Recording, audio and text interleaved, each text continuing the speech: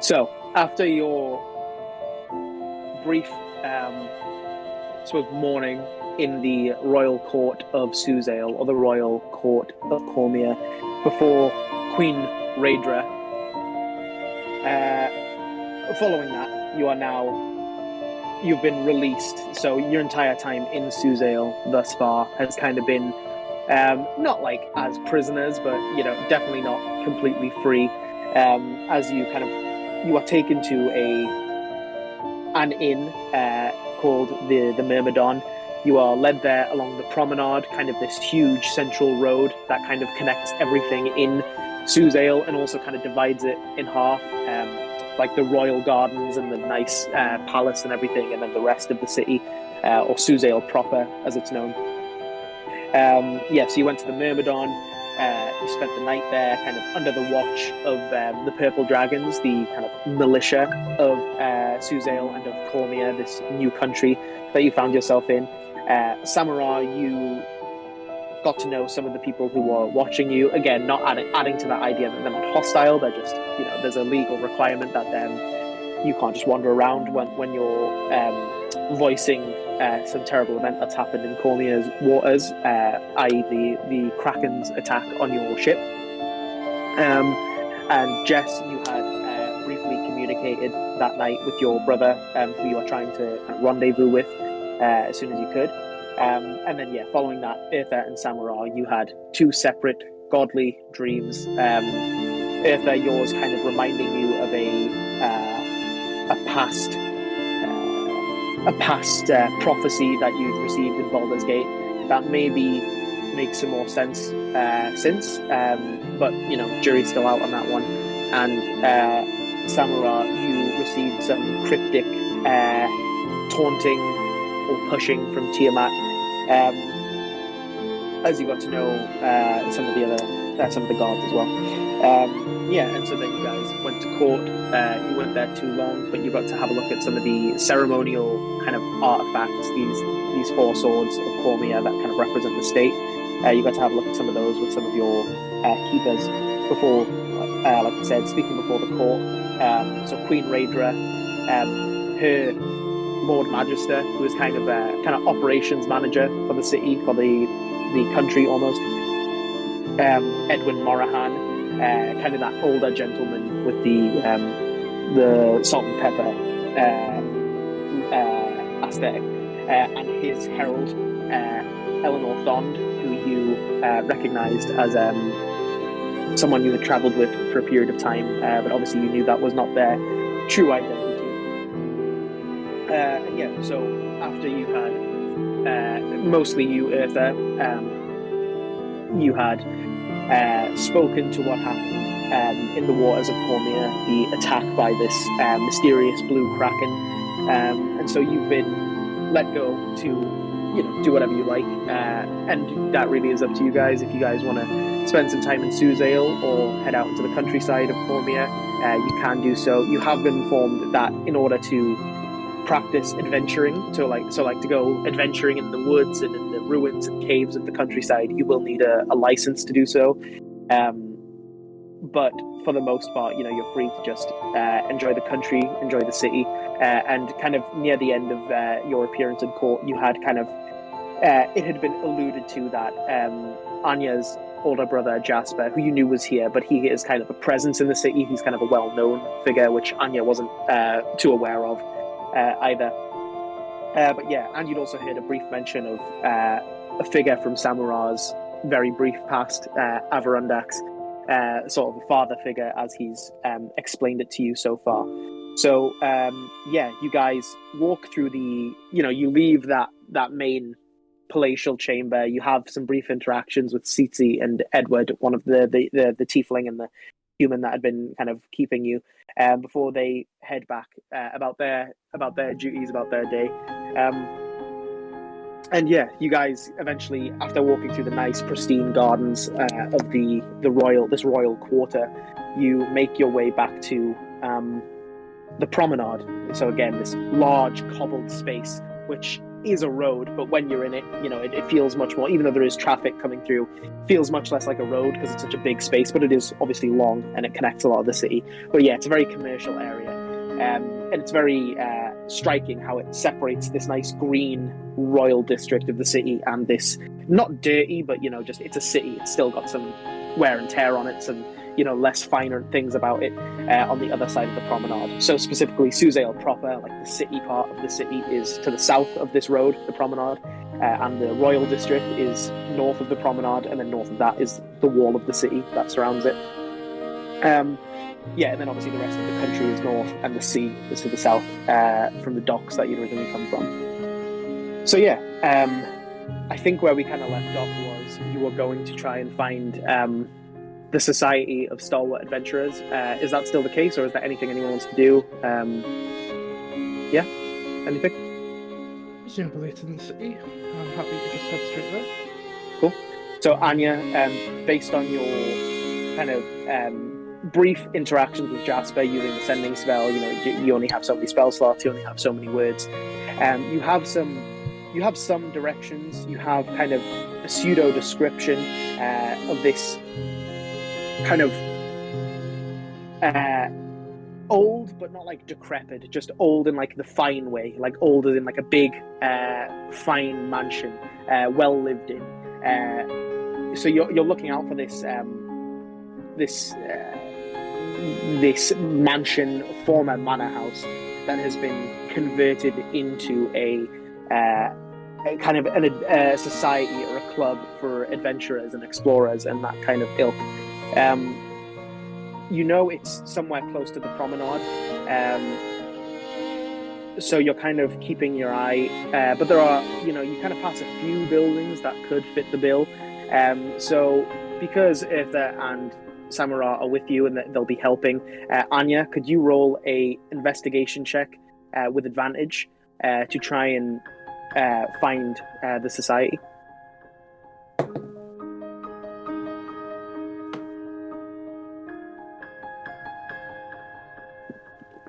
Exact same each time. 12. 12. Yep. It's not too difficult. You pass a few things and you kind of start to notice a lot of them are more residential, but eventually you do find one that has that doesn't have too much thoroughfare coming through. Kind of has a like a courtyard space with like a black iron fence that goes around it with some stonework that accompanies it. And as you get closer, you see like a nice gold plaque on the side of one of these, like the brick entranceways into the courtyard.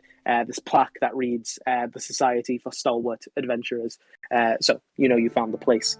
So yeah, as you enter, an apt description. It's a very fine manor house. It was clearly originally intended to be like an estate, a home for some lord or duke or baron or something like that. But it has, like with balconies coming off some of the windows, some of like the door-sized windows, and a nice large central entryway with two wings. The house itself has two kind of wings that come forward. As you approach the doorway, the doors are kind of these big, heavy oak doors, this dark oak, currently closed, and you're kind of underneath kind of the words escaping me, but kind of like the doorway itself is under a little bit of a shelter that's kind of held up by two marble pillars. So it's a very nice space that you find yourself in. But yeah, so you three stand before these closed wooden doors. What would you like to do? I could try push them open if you want.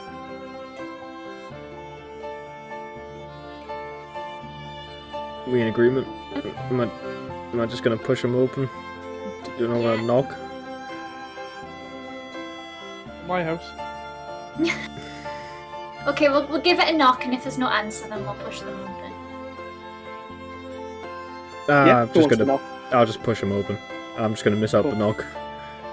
So you kind of ball up your fist to knock, and you just kind of let it rest again as you put a hand firmly on it and begin to push. And it is quite a heavy door, and about as it's like as one of them is halfway open, you feel it get easier as someone on the other side helps you open it.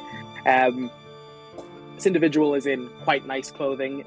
You pretty easily scope them out to be kind of like a butler, something like that. Kind of jacket, but like a waistcoat, an ascot, collared shirt, dress pants, nice kind of pointed shoes, all dark, kind of a white, kind of a grey shirt, but everything else is black, the tie, the waistcoat. But the skin is very, a much brighter red than Tsitsi. This is a tiefling with smaller horns than Tsitsi, and kind of brown hair, but with yellow eyes, and much brighter red skin, but very cleanly shaven, no stubble or anything like that. And they've kind of got some. They've got like a bundle under one of their arms as they help you open the door, and they say, oh, come in, please, and they kind of finish hooking up the door. May I? How can I help? We're here to see Jasper Enderan. He's my brother. Oh, Miss Anya. Oh, very good. Well, who are your friends? And I will take you to them. This is Eartha, and this is Samura. Eartha and Samura. I'm sorry. Eartha? Yeah. Yes. Do you have a last name, my friend? Separate. You see like a twitch in his left eye, and like his eyebrow kind of wobbles, and like a forced kind of chuckle, like a. Have you? Can I insight check him? Sure, make an insight check. Hope I can find my D20. Inspiration, because that's a natural one. So anything oh, wow. Natural 2. Nah. I have a really high insight. 15. 15. Yeah. I Um, didn't realize I had that high. I mean, you don't have a lot of context, but something weird definitely happened. You definitely had a reaction to your name, but you couldn't see why. You think like, you've all done some cool things, but you don't see why your name specifically, even your last name, like specifically your first name, not even your last name. You can't see why that would have spread this. Like, this is hundreds of. I mean, I suppose Westgate, but you were only in Westgate for like a few days, really. Like, most of the things you've done that are of impressive stature were in Baldur's Gate, and that is hundreds, maybe even 1,000 miles away. So it's very unlikely that like legend of your name would have spread to here. Like, you don't understand the reaction. Everything as impressive as a Baldur's Gate, mate. I fought a lion barehanded. That was like 2 days ago. How would that spread here? Doesn't matter. I'm just saying that was significant. So sure, you killed a cat. Big cat. So yes, you don't understand it, but definitely something strange, some sort of reaction, but you don't know a reason why. But the space you're in, so it's kind of like, it's probably most similar to like, imagine like a reception area or like a lobby in a nice hotel. Imagine like marble walls and carpets and small leather sofas and corner tables with like golden shaded lamps on them, and then at the far end, kind of like a big oak desk, like less of a desk and more of like a half wall with desks behind it. Where imagine if you are checking into a hotel where like the staff would be behind, but imagine like a much posher hotel, like a Hilton or something like that, like a big fancy space.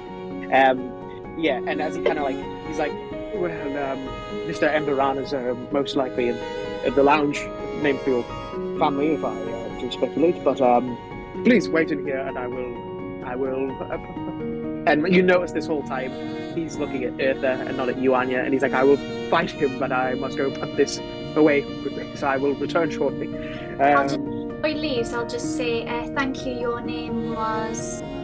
Of course, my name is Duran. What's your next name?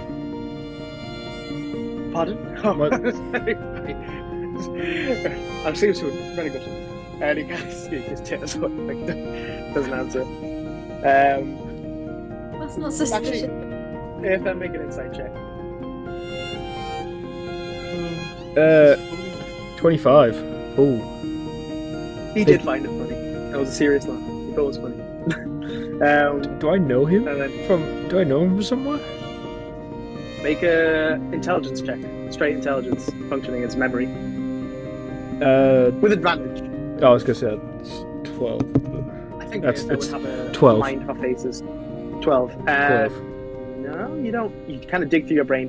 You haven't met a lot of tieflings. The only tiefling you've like really met properly is Tsitsi, and that was earlier today. So no, that was yesterday. So like, I mean, you've met tieflings here and there. You've seen them on the street. You've seen them, like even in Baldur's Gate. You know, they were around, but you didn't like sit down and interface with any. And before that, you know, I mean, they're not super common in Chicenta or specifically Luthchek, but you know, they're around.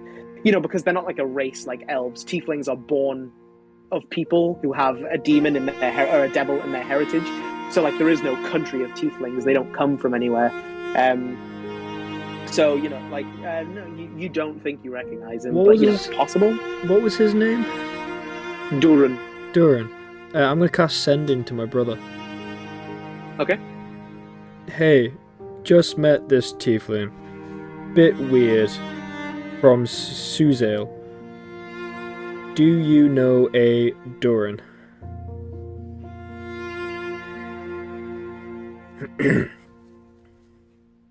Durin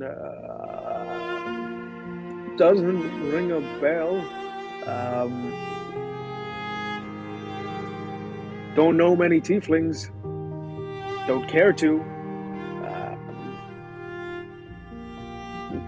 My apologies. No Durin, I don't think. Well, that's that out the window. Cool. Can I walk up to Urfa? Yeah, sure. You guys are all kind of standing near each other, just in the lobby. Do you guys want to like go take a seat on one of the couches, or do you want to keep standing somewhere else? Well, I'll walk Got up to to sneak Urfa. off into the manor room. I'll walk up to Urfa while he's Sure. while he's stood up, and I'll go.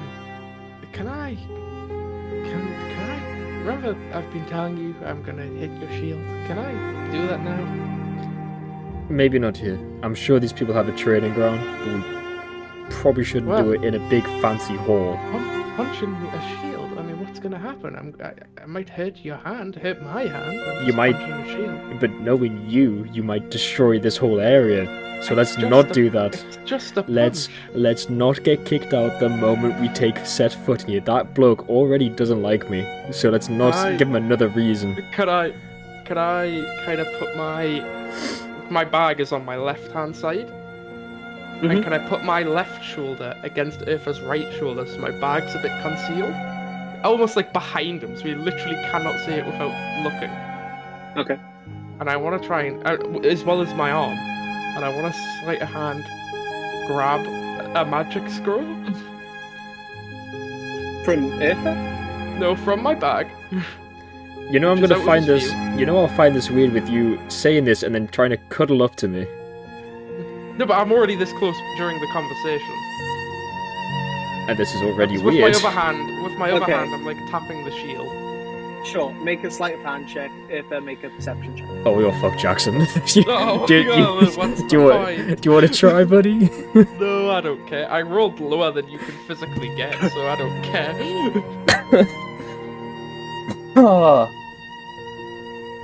Can he have disadvantage and I have advantage? Is that gonna make a difference? I don't know. Maybe if I roll a 20 and you roll a 1. If I roll a 1, I still get a 20. I think it is at My least. sleight of hand is +4, so I would be. Oh, so so anything, if you get a natural 20, anything below 5 is good. Anyways, I fail. Cool. So Eartha, you see him kind of reaching for a scroll in his bag. I'm gonna start walking away. And I'm Sit gonna down on the sofa. take the shield off and put it in the bag of holding. Cool. Sure. This will come Yeah, out so you when we get outside the city or somewhere where we can do this kind of stuff. All right? I'll walk up with the scroll and I'll go. There is a moment in time I need you to trust me. It is now. I promise this is not about the shield. This is not about the punch. But just be willing and put my other hand on his shoulder. Oh, you. I am going to cast a Bitch. spell in which he will not know what it is. go for it. Well, if he's willing or not depends whether he has to make a save. I'm not So willing. Eartha, No. I'm far from it.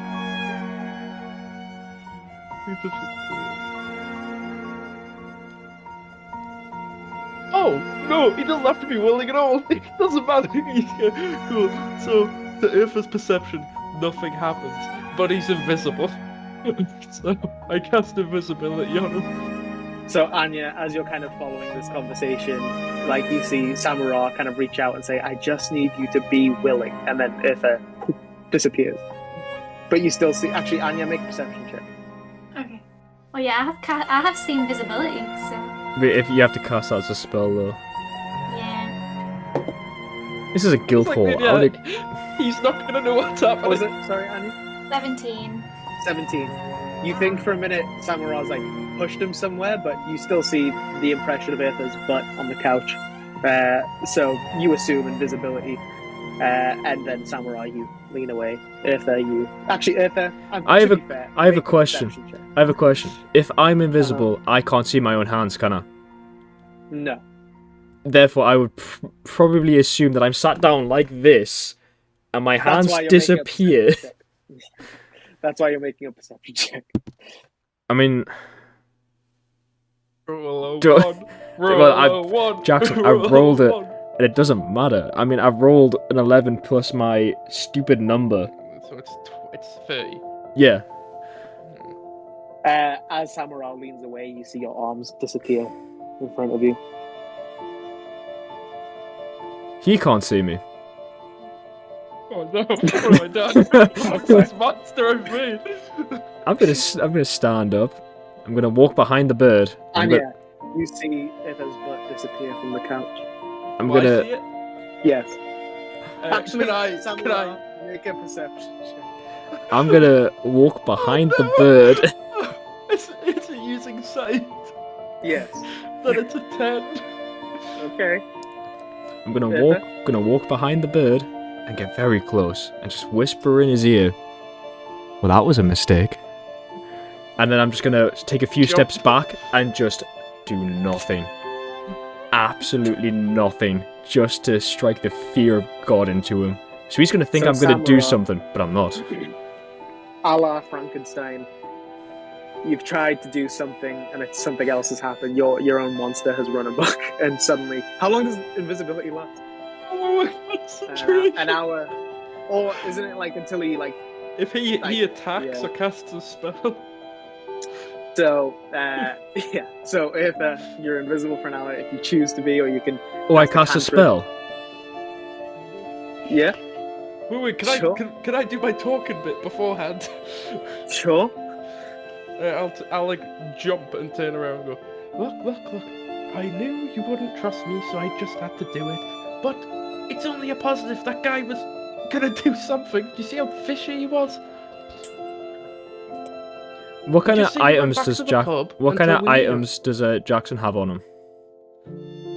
He's got his staff along his back. He's got a small satchel kind of strung across his thing. He's got some kind of like a potion bandolier, like a Yeah, I got scroll 2 bandolier. counter spells plus a first level spell in there. How many things are in it again?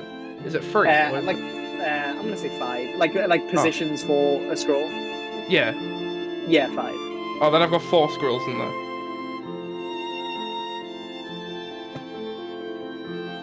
He's gonna hang around. Cool. I'm gonna wait a little bit until they cut. Like, obviously those people start coming back, and then my plan's gonna go into action. Cool. Yeah. So as you guys kind of linger around in kind of one of these, just imagine like a big hotel entryway. They have like several small lounge areas where people can kind of congregate. You kind of hang out in one of those for a little bit, waiting for Duran or someone to come back. And then eventually you see Duran does return, kind of coming down a stairwell. But instead of coming straight over to you, he goes to kind of this reception area where you see him kind of fishing around for a bit. And then he leaves. And then he comes back and he fishes around for a few more seconds before you see like a little exclamation, like a little, yes. And he no longer has the bundle he had with him. He's clearly taken that to where it needed to be. But could all of you make a perception check? Eartha, you can have advantage because you could get as close as you want without it mattering. So Nat 20 with sight 26. very nice. Eartha? Do you want me to stop adding my plus out of pure curiosity? No. Alright, well, give me a second. Give me a second whilst I work this out. Anya, what's yours? Not bad, not bad. 38. 38. Okay, so Anya, you don't quite clock it. You're not looking for anything. But Samurai and Eartha, you notice that he's the thing he's like picked up. So he got rid of the bundle, and now he has a letter, like an envelope. Eartha, you notice that it looks very old. It's like very yellowed and browned and kind of. It looks almost like burned and stained in places. Like this is an old bit of parchment that he's carrying around. So yeah, he kind of returns to you and he's like, Miss Enderan, where is your friend? He's back. I want to put my hand onto Jack's Samurai's satchel and cast light and cause it to be a bright green. So his full bag is now bright green for an hour, and it's giving off light. And it'll end your invisibility. Yeah. I also can't. I can dismiss it, but it's not concentration, so you're stuck with it until I say otherwise. So Anya, he kind of mainly approaches you and says, "Oh, Miss Enderan, where has your friend got?" And in that moment, Eartha reappears and like holding Samurai's shoulder, and Samurai's bag just begins to glow like this tacky, like this toxic green, like he's holding a torch in everyone's eyes. So so it's bright light for 20 feet, and it's a further dim light for like 10 after that. I got just a little question, just a little thing. Eartha wears metal armor, doesn't he? Don't you dare do heat metal. Does Buddy, this is payback. You can't pay back the payback. Last time I checked, Abba's just jumped onto his shoulder and cast Shocking Grasp onto his metal armor. When did you summon Abba? When did you summon? You didn't. Fine, you stood next to me. My hand does it. It's an attack roll. Like when Hulk punches Thor. Yeah, go for it. This guy's just kind of in watching for a second. I get advantage if you're wearing metal armor. It's a 12 plus 8, I believe, which is 20. Yeah, plus 8. Damn, well, that hits. What's your armor class? It's 18. So. Do you want to get shield out? No, because that's what he wants. I'm not giving him what he wants. I will take the damage. Take it like a man. Sorry, I need to grab something up. But this isn't going to dispel the magic. It's still going to be there.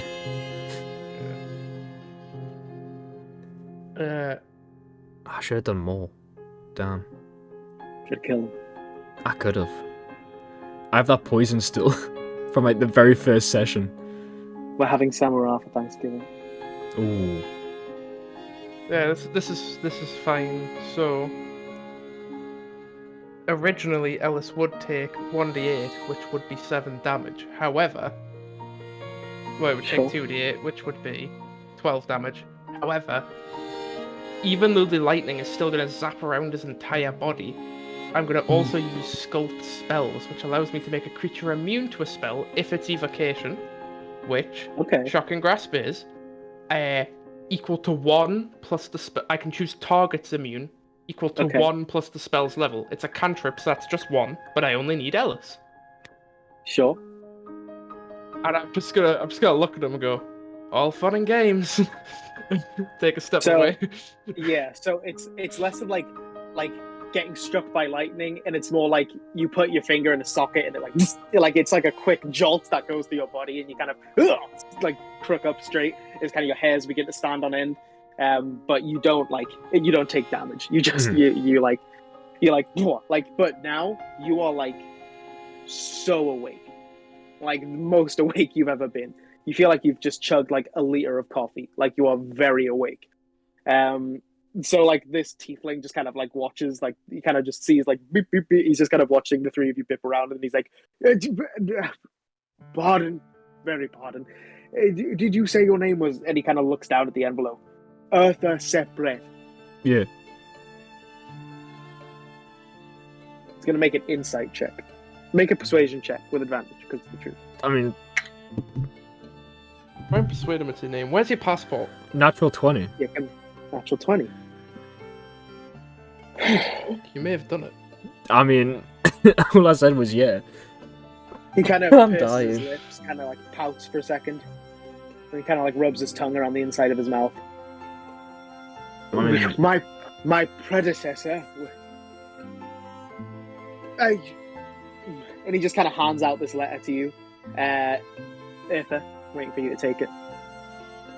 well, what is this? And don't say a letter, because I can see that. So you can see it is a envelope, kind of standard size.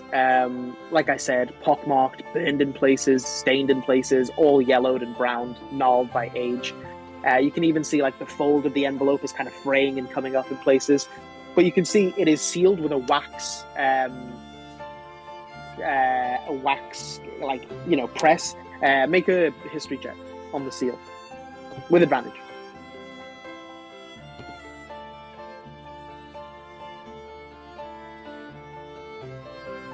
$15. 15. You recognize it as the Bloodhawk family seal.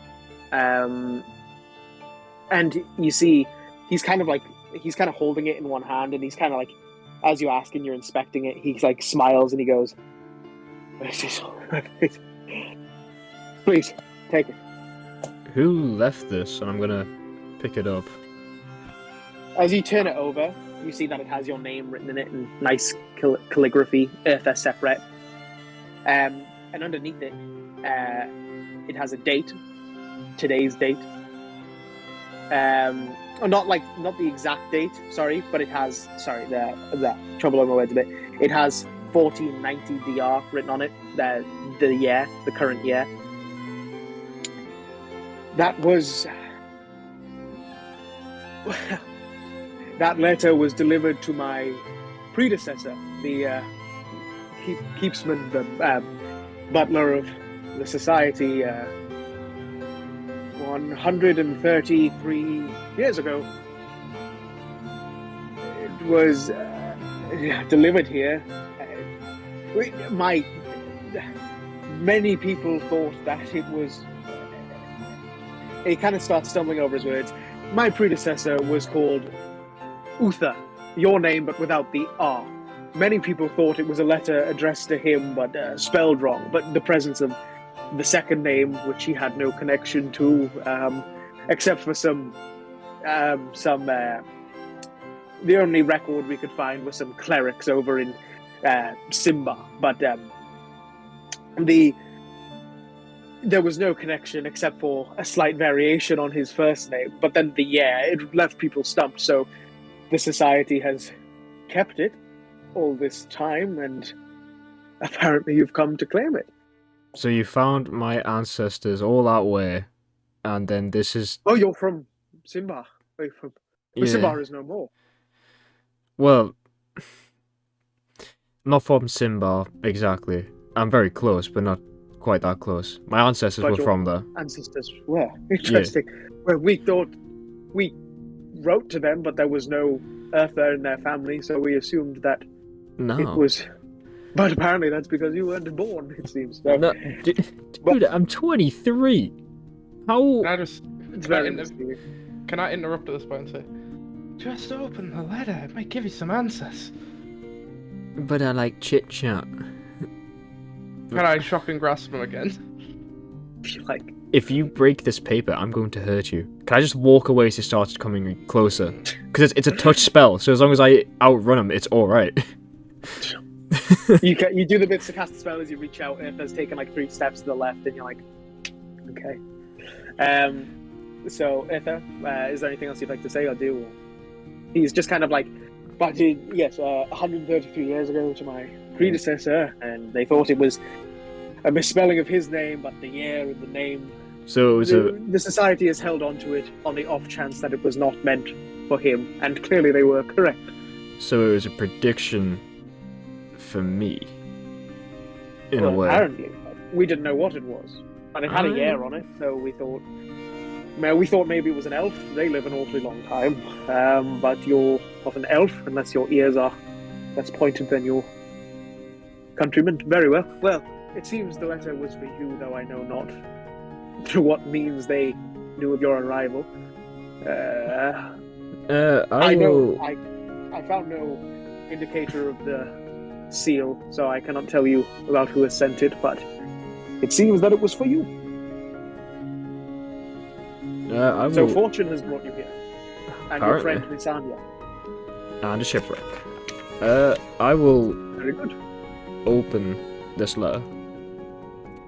Sure. Yeah, so you kind of, again, like the actual seal bit of the envelope, like the bit you turn over, it's like fraying pretty much everywhere but the seal because it's so old. So you kind of very easily get your fingers through, and you kind of, and like the seal, without having it break the seal, it just kind of tears up, kind of still all in one piece. You kind of open it.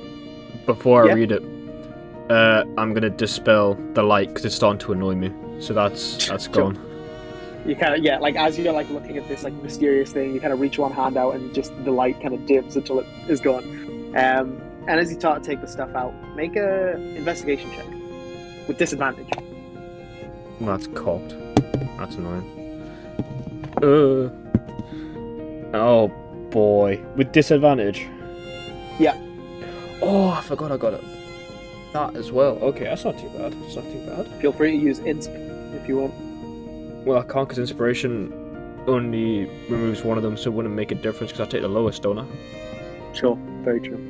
So I'm not wasting something, I'm going to take the lowest. Plus, it's not too bad. Because inspiration, you just take the first roll. Just gets rid of disadvantage.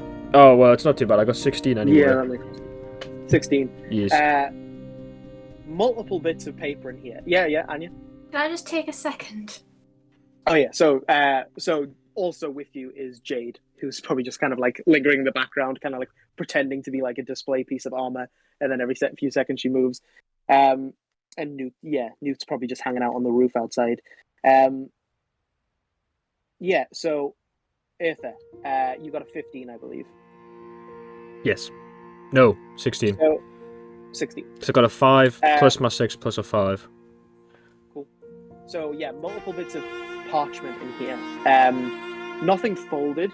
Some of them smaller than the size of the envelope. Some of them the size of the envelope. But it's not a letter. It's definitely not a letter. And you kind of flick through the pages, and you kind of realize some of them overlap. And so you kind of move some stuff off a small coffee table and you start placing them down. Can I realize this? Yeah. I was gonna say, before I start like putting the pieces all together, can I realize that this is like a map or some form of drawing, and stop so I don't do it out in the open? And I'll say, Sure. I'll just do it later. So you start placing them, and as you kind of realize what it is, you kind of fold them up onto a pile and you stick them back in the envelope, and you drop it into the bag of holding or something like that, or you press it into your behind your you shove it into your armor somewhere, Duran just says, sort of an urban legend here at the society. So would it be appropriate? I do hope you will regale me with what's inside one day, new friends. But Mr. Lord Enduran is upstairs in the Enduran Lounge, so I will lead you there, should there be, unless there's anything else, anywhere you need to go first, or does anyone need the bathroom, or should we go see Mr. Enduran? Very good. All right, over here.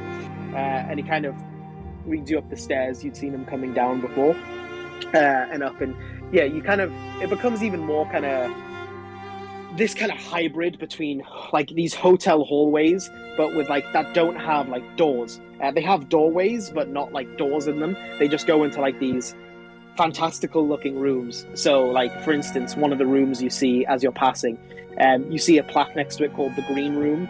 And this is like it looks like a large dining hall, but it is like like the walls, the table, the chairs, the roof, the chandelier that hangs from the roof, the floor is like completely covered in vines and greenery and plant life, which, that's probably why it's called the Green Room. And you see lounges named after other people, with some older people, some younger people kind of discussing in them. And then you get to the Enduran Lounge. It's kind of the end of a hallway. The door the doorway that leads in with the Enderan Lounge written next to it. And Duran kind of gets you there. He says, "Mr. Enderan is just inside. If you should need anything, just call. I will be where you found me originally. But otherwise, I will leave you to see your brother," as he kind of leans into you, Anya. Very good. Is there anything else you wish to ask of me, or should I be on my way? I have one question. Of course, Mr. If we wanted to become adventurers, how do we do it? Do we pay a toll? Do we what? Do a quest? Yes, you must purchase a license to operate in Cormier, but it is good for all of Cormier's fair cities, towns, countryside. I can facilitate that if you wish. If you can give the payment to me, and I can go and sort it with the court. It's one of my duties at the society. How much is it? Well, it should be 50 gold each, I believe. I'm just gonna look at these two and see what they say. Can I insight check them? Sure. To be fair, I don't think he's gonna bullshit us, but I prefer to know than not know. It's an 18. 18. He seems like he was doing some math. He seems pretty genuine. I'll look at it and go, well, I guess we have nowhere else better to go. I mean, we have the money. And we have, again, nowhere else to go. May as well have some fun. True. You do. So I probably should.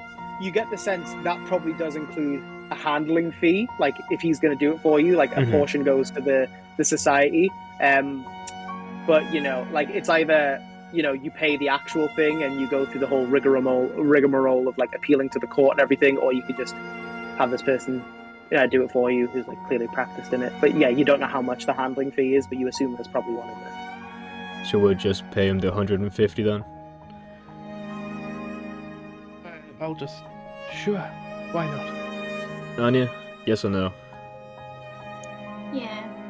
I mean, at least this way, if we do come across something, we can go explore rather than just look at it and be like, ooh, wonder what's inside. So, willing to pay? Right, I'll give him 150 out of the 10,000 gold we have. He takes the pouch kind of firmly and rests it in one hand. Very good. It's well, I will sort this out to you, and I will get it to you as soon as possible. Shouldn't take more than a few days. I've done this many times, so I should be able to get the wheels turning rather quickly. Is there anything else, or should I get started on this? And he kind of plays with the bottom of the bag. Got nothing else. Very good. Can I scratch my head for a second while I kind of like putting my hand out and be like, don't walk up just yet, and just take like a couple of seconds and go. He kind of loops the pouch of gold to his belt as he's waiting for you to speak. What's his name? Edward, Purple Dragon God. I know there must be 100 Edwards, but there's only one who made friends with a colourful bird like me. Any chance you're able to find a person? Or is that not in your job description? Edward, well, anything is in my job description for members of the society, and since Miss Enderan's brother is such a prolific member, and you are all friends of Miss Enderan, you are all honorary members of our society. And especially any kind of like, you didn't hear him say anything wrong, but he almost looks as though he said something very wrong. And he corrects himself, and he's like, of course, and he kind of motions backwards. The Enderans, Lord Genevieve and Lady Genevieve and Lord Prince Enderan are very essential members of our guild. So you are all members of our society. I can look into it, but like you say, Edward is a rather common name in our fair country. Is there anything else that you can provide? Purple Dragon does narrow it down, but I'll see what I can do. Was it young man, older man, human? Human, younger, Ginger. Younger male. Ginger. He said, he was in. I'll turn to these two. What was that pub called again? Tavern. They were owned by the two retired ones. Yeah, owned by the two retired guys. He looked. The Myrmidon, of course. Yeah, he was there just. last night, making sure that we didn't leave through the night. I mean, I'm a colourful bird. There was only one person protecting my door. I tell you what, I will have someone run over to the Myrmidon and ask which of the purple dragons seemed friendly with the colourful bird. How does that sound? Lord Tabula. Thank you, much appreciated. Very good. Then I shall leave you, send her on to discuss with Lord Jasper. But fair day to you. And he kind of starts down the hall. When he starts walking off, can I turn to Samurai and go, how'd you get Lord? And I got Sir. Some people just dress for the finer things in life. Pull my robes a bit and turn to the door. We'll not open it, we'll leave that to Anya, but turn to the door. I should have seen that one So, coming. Kind of an open doorway. So as you three walk in, plus Jade, as you kind of walk into this room, very nice lounge, not huge, probably like, imagine like the size of like, what's like a good comparison? Imagine like the size of like a pretty standard cafe, like that kind of floor space. Like it's not huge, but like it's not quaint either. It's like it can accommodate a lot of people. It's kind of got a few, like just like the lobby, it kind of has, it's not all one big socialization area. It's like little nooks of like a few sofas that look in on each other with a table. But you can see central is a fireplace on like the central opposite wall of the doorway. Like a roaring fireplace. And the walls, so yeah, like leather sofas, coffee tables, separate socialization areas, big windows with these nice purple curtains. The walls are covered in very fancy looking wallpaper, kind of these dull orange and yellow stripes. And the walls, except for in one spot, which we'll get to, are covered in like trophies, like the heads of monsters, things like that. You recognize a Displacer beast, like the one you had fought in the foggy ruins where you'd met the amethyst dragon. You see a Displacer beast's head, the panther with the tentacle like things that kind of moved around, teleported in place. You see owlbears, trolls, many heads decorating the walls, except above the fireplace, where there is a portrait, a big painting of Anya. You recognize your parents. I mean, you hardly recognize them because they died so when you were so young, but you recognize them as your parents from descriptions, from just they look similar to you, and from some probably pictures that your aunt and uncle had around their own house. You see a large portrait of the two of them, kind of, it looks like it was maybe in this room, but the wallpaper is different. But it's kind of like by a window. Lawrence, your father, is kind of sitting in a chair, while your mother, Genevieve, is kind of standing next to it with like her arms kind of on the side of it, or one arm on the side of it, and the other they are holding hands. And Lawrence has like a book in his lap. And yeah, they kind of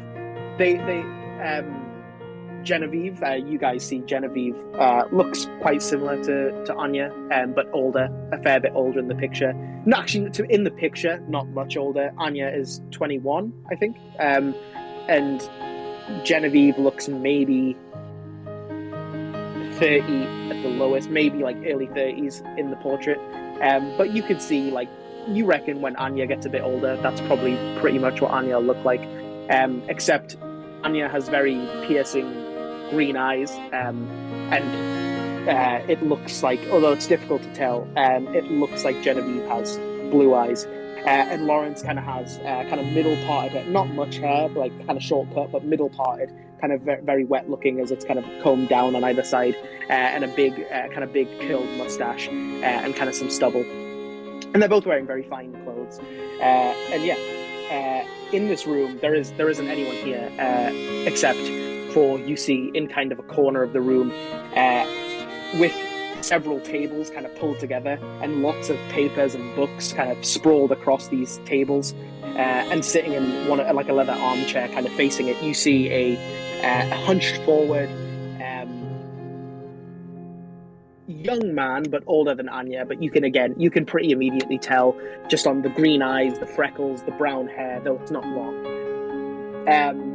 Even some of the elements of clothing, you can very easily tell that this is a relation of Anya's, and Anya, you recognise this as your brother Jasper, who you haven't seen since your 18th birthday, night of your 18th, probably like the day after, or like a few days after your 18th birthday, where you were given by Jasper your violin, your glass violin.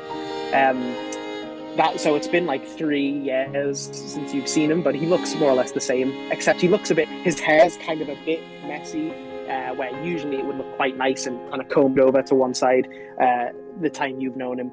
But he looks a little bit haggard, not like stressed or anything, but he looks like he's working on something. He's investigating something, all these papers and books. One more detail, actually. Could you all make a perception check? So yeah, while you're just doing that, so imagine this orange and yellow stripy wallpaper, the heads of monsters all over the walls, leather armchairs, coffee tables, big windows with purple things, and the fireplace and the portrait. Yeah, Jackson? I'm just showing what I rolled. Oh. Natural one. Very good. Yeah. We still have the Displacer Beast hide, but 31. 31. Anya? 6. So, Anya, you, like, understandably so, the first thing you kind of lock onto is the portrait of your parents, which you probably kind of linger on for a minute before you realize your own flesh and blood is there. You see Jasper, who hasn't quite noticed you. He's not particularly far away, but you get the sense he's very engrossed in whatever he's looking at. So he hasn't quite noticed you yet, but you not notice him, so you're obviously looking at him. Samura, you're kind of just taking in the room, probably most interested in the heads, I'd assume, kind of looking at all these vast manners of magical creatures and, you know, hideous beasts that the former Endorans, Genevieve and Lawrence, had hunted, most assumably. But Eartha, you see above the fireplace, beneath the portrait, a long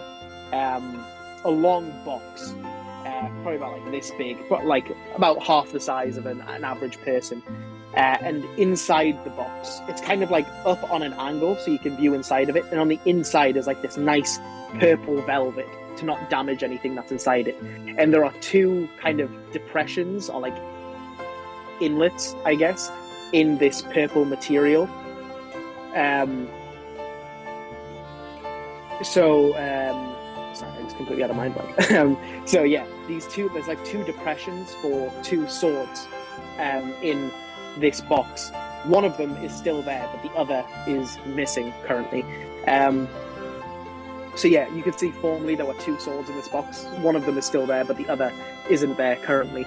And yeah, you see Jasper in the corner of the room. I think probably at this point, I can't remember exactly, but I'm assuming Jasper's name has probably come up. So Eartha and Samurai, you would probably know that that's Jasper, Anya's older brother. So yeah, you guys are kind of standing in the middle of the room while he's off in the corner. Doesn't seem to have noticed you, just kind of looking down at this table, kind of very occasionally reaching out for a mug of what you assume is probably tea or something of the like, and he kind of gently sips a little bit of it before putting it back and kind of looking back down at his stuff and like scribbling on a bit of it with a kind of a quill, and then pushing it to the side and looking through something else, and then reaching for a tome and kind of scribbling through the pages before like resting his head. Yeah, what would you guys like to do? This is not my lead. Yeah, I mean, I'm just gonna start casting Fight Familiar ritually and just leave it to Jess. Sure. But Anya, what would you like to do? I'll just start heading towards Jasper and kind of... I won't see anything, I'll just walk towards him and kind of get him to like look up and... You see, as you get close and like your shadow kind of falls across his papers, he goes like, "Oh yes, Durin, if I would kill for another cup." And he kind of like drops the mug and it ching, smashes off the side of the table. And he's like, "Anya, you okay?" And he kind of stands up and he kind of looks around.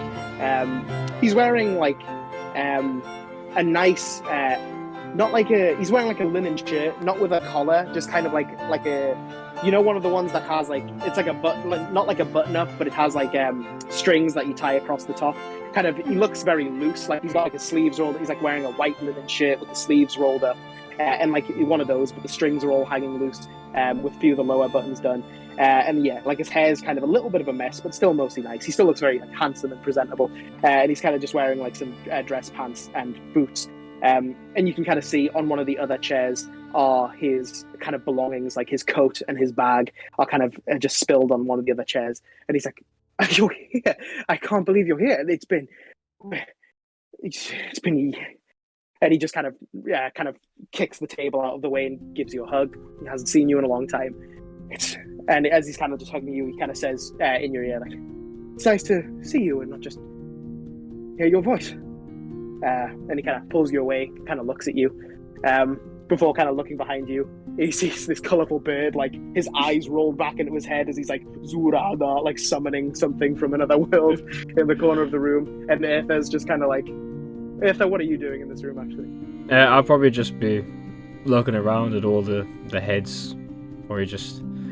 Yeah, sure. He as you're he kind of like looks at you, and he kind of like hold a hand on each of your arms, and he kind of like looks right into your right at you for a minute, and he kind of like you can see him like studying your face, like kind of studying how much you've changed since the last time he's seen you, looking at your hair, your eyes, kind of your jaw, your freckles, looking at your clothes, looking at your height. He kind of just studies you for a minute, and he goes like, "You've grown a lot in 3 years." Before he kind of looks behind you, and he sees the Dura summoning bird, and then and he sees Eartha kind of looking around, and he's like, "And these must be your friends who you've been traveling with. Hello, I'm Jasper." And yeah, Eartha, you kind of give a wave. Samurai, you kind of you take one hand away from the spell casting as you're like kind of chanting the sordid words to summon your familiar from another world. And he's like, very, very good. I don't even know what to say. Well, please take a. And he kind of just with like almost like a tiger, like he grabs the bottom of his bag and coat and just tears them all onto the floor. And he's like, "Please take a seat." And he kind of says the same to you, Samurai, but kind of notices you're like sitting on a coffee table doing like your chanting, and he's like, "That should be fine. Please." Anya and Eartha, he kind of waits for your name. Eartha. Eartha. Ah. Separate. Okay. Yeah. This is. You must tell. And he kind of, you see him kind of. No, well, it's all right. I've got the note. You got the. Well, please sit. I must know what's in it. I've been waiting years to know what's in that bloody envelope. It's what people talk about around here. Well, that and some, many other things, but it's one of the things people talk about around here. Sort of an urban legend of this place, I suppose. But you must tell me what's in it. And you see him kind of ring the bell 3 times solemnly. You get the sense that's kind of like a cancel, like a never mind. And yeah, he kind of like motions for you to sit on some leather sofas and armchairs. You can take whatever you want. Like you can both sit on a sofa. I'll sit on a sofa each. I'll take an armchair. Do whatever you want. Or there's a windowsill pretty near to where you guys this is kind of happening. It's gonna be in the middle. Well, wherever he offers. I don't want it to be near the window. Sure. Yeah. So you guys take a seat. Anya, how? I don't even know how. I don't know how to begin this. It's been a long time. How are you? I'm good. I'm good. I mean, there's a lot to tell you, for sure. I bet. I don't really want to like give a recap as me because there's like a lot to fill in. But can I say Anya that I? Yeah, tell me what you want to catch him up on, and tell me if there's anything you want to leave out, and we'll do that. Well, I'll probably leave in all the really interesting battles I've been in, and the creatures we've been up against, and leave in the part especially about the parents as well, because he doesn't know anything about that. Ooh. What was the thing we used on Jess to get rid of her false memories? I don't know if she wants to bring that up. I was gonna say I'll offer because I think I have that spell, whatever it is. Was it not Was it not remove curse or some shit? It's you know, like how they got rid of the fake memory, like they brought. That's what I meant about the parents. The whole. Yeah, so you don't want it. So Eartha kind of quietly leans over to you, like not wanting to tip Jasper off, but just saying like, "Do you want me to?" And you can say like, "No, it's okay." And so yeah, so you're telling him about everything you've been up to. You're just leaving out the stuff you found out about your parents. Is there anything else you want to leave out, or are you just kind of just telling him everything, kind of scatterbrain? I want to basically give him like a recap of my whole adventure since I left Waterdeep, and Sure. kind because I'm a bard, I kind of want to throw some music in there. So I'll Sure. be kind of like when there's like really intense moments, I'll create like a Yeah, you give him like the demo version of this song you're supposed to be it's writing. like a soundtrack to my Yeah, adventure. yeah. You see, Happy he gets moments. Music. he's very giddy when he sees you using because obviously he gave you the violin as a gift. He had it custom made for you, so he's very excited when he sees you using it. By the end of your story, he's kind of like leaning back in his chair, kind of hands kind of pressed. He kind of rubs his. Wow. So it's been a busy few months, I suppose. It's been so it probably takes like half an hour to give like a meaty recap. So Samura, I think you're halfway through your spell. Yeah. And he's like, The entire time I'm just sat there. well, you've been up to a lot more than me, I suppose. Eartha, Anya, make an insight check. I was gonna say. Okay. Anya, with disadvantage for Anya. Eartha, you have advantage. 21. 21. I rolled for the 1 or 2 and I got a 4. The war looks very Well, interesting, That Jackson. would be so funny if you were like, something's wrong. I got 8. 8. Okay, Anya, you're kind of just enthralled with being able to converse with probably your favorite person on the planet outside of 25-word intervals. But Eartha, he's like, oh yeah, I've not been up to... And you see he clearly thinks of something, and he's like... But you see, as he thinks of it, he's like, not saying that. Like, you can see that process in his head where he's like, now is not the time. And so he's like, nothing's been happening in my life. I'm kind of jealous you're being chased by a million mad gods. I'm honest, but I want to kind of like lean forwards and just kind of. Are you like trying to hide it, or are you like making it obvious you suspect it? Oh, I am making this play. I want to sit like this and just. This is as obvious as it can be. Sure. He kind of like, as he's talking to Anya, and he's still talking to you, like Eartha, you probably fill in bits, like when we did our recap. Anya's telling the bulk of it, and Eartha, you probably like, oh, don't forget this. Like, oh, then this happened as well. When someone's telling a story and you have a favorite bit, and you can't help being like, and then Jackson died. Yeah, Jackson died so many times. He really has. Yeah. So he kind of like, he's talking to Anya, but you see like both of his eyes kind of wander to you for a second, Eartha, and he kind of.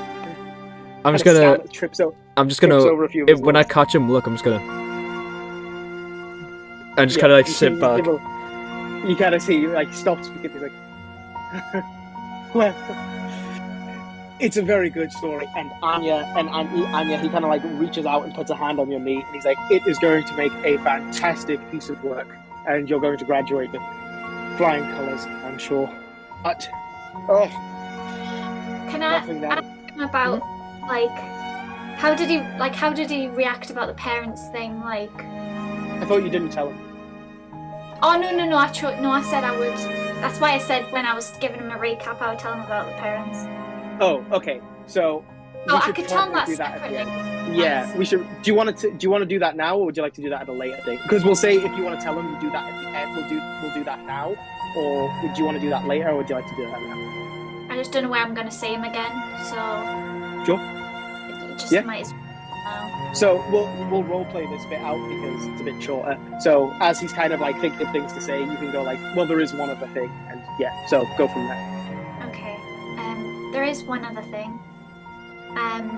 Please regale me. This has been the most exciting afternoon I've had in a while. You see, well, after one of our battles with Damon and is it Air Genasi or Water Genasi? Yeah, she was Air, yeah. Air Genasi.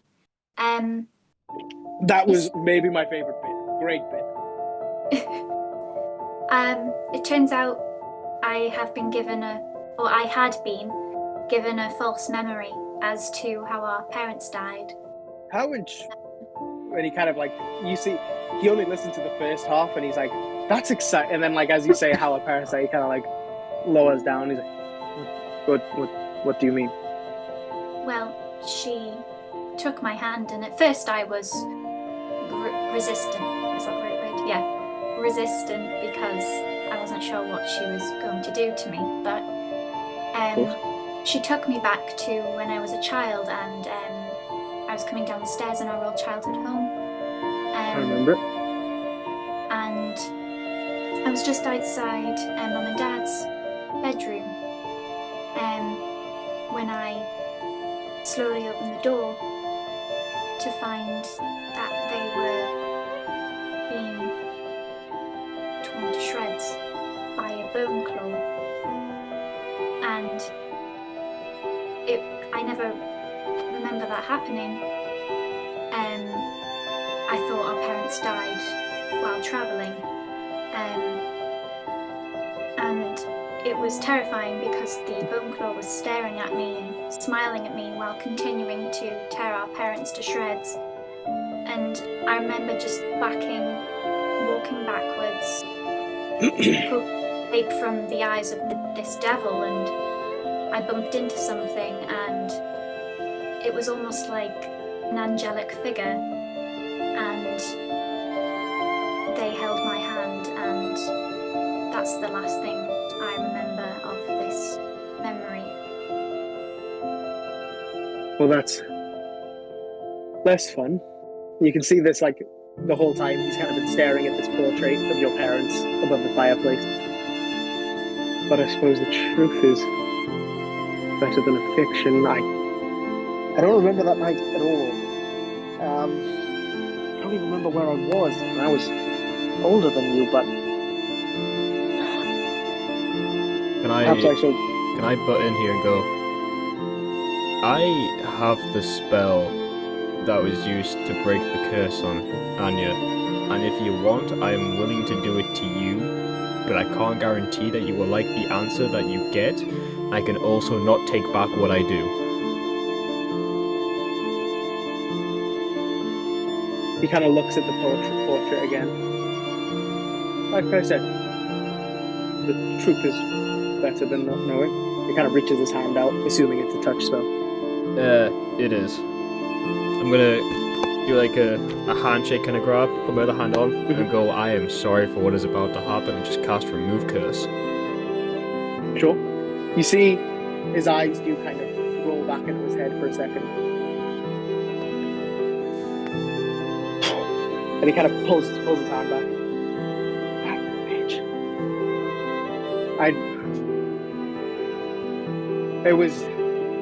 I have had modify memory cast on me, but it was not of that night. So, I'm afraid I have no more light to shed, but this demands investigation. And he kind of looks at you, Anya, and then quickly at you, Eartha, and then kind of almost like out of courtesy offered Samurai's mumbling form as he's like casting the spell. We shall have to look into that. A bone claw, you said. I will, the club, the society has a library, the Stalwart Library. I shall have to do some research. Bone claws. I'm not too familiar. This is disconcerting news. Can I see if I remember anything about bone claws? Because I believe I did, but I can't remember if I actually did or not. Make an intelligence check with advantage. Oh, okay. Can I make a check? 18. I'm still conscious. Yeah, you can. Yeah, sure. I got an 18. 18? Yes. Do I get advantage, or am I just normal? You're just normal as well, but Anya, could you actually make one as well with advantage, because you specified to me in our before session that you read a lot of books about monsters, so that makes sense to me. Intelligence, right? Intelligence. Yeah, straight intelligence, but with advantage Also, for Anya and Eartha. Bradley, I have a 13. question. 13, yeah? Yep. The keys, like the cursed keys. Uh-huh. Is their attunement classed as a curse? Because they make you go mad, don't they, and turn you evil. You can unattune to them. I would have to double check. I think you can unattune to them without because it's you don't have to cast Remove Curse to unattune, but casting Remove Curse would unattune it. So that is an option then. Yeah. This spell's You think- become yeah, so you're much pretty more useful than I thought it was to begin with. I never actually read it. That's what I'm I never read that properly, but that's actually so much better. Anya, what did you get? 19. 19. Sorry, Samurai, what did you get? 13, baby. Big Okay, monster, big I'm just claws. Anya and Eartha, you rolled pretty high, so I'm just gonna read the entry on Bone Claws from Mordenkainen's Tome of Foes, and this is just what you know, because this is probably the information that would be in like a monster hunting guide or some kind of guide on it. So, a wizard who tries to become a lich but fails might become a Bone Claw instead. These hideous, cackling undead share a few of a lich's attributes, but where liches are immortal masters of the arcane, Bone Claws are slaves to darkness, hatred, and pain. The most immortal part of the transformation ritual, the most important part of the transformation ritual occurs when the soul of the aspiring lich migrates to a prepared phylactery. If the spellcaster is too physically or magically weak to compel the soul into its prison, the soul instead seeks out a new master, a humanoid within a few miles who has an unusually hate-filled heart. The soul bonds itself to the foul essence it finds in that person, and the Bone Claw becomes forever enslaved to its new master's wishes and subconscious whims. It forms near its master, sometimes appearing before that individual to receive orders, and other times simply setting about the fulfillment of its master's desires. A Bone Claw can't be destroyed while its master lives. No matter what happens to a Bone Claw's body, it reforms within hours and returns to whatever duty its master assigned.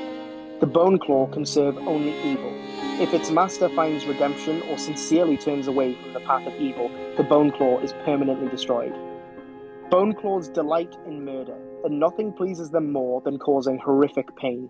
They lurk like spiders in shadowy recesses, waiting for victims to approach within reach of their long, bony limbs. Once speared, a creature is pulled into the darkness to be sliced apart or teleported elsewhere to be tortured to death. A Bone Claw's master might not want such a servant or even know it has one. Bone Claws bind to petty criminals, bullies, and even particularly cruel children.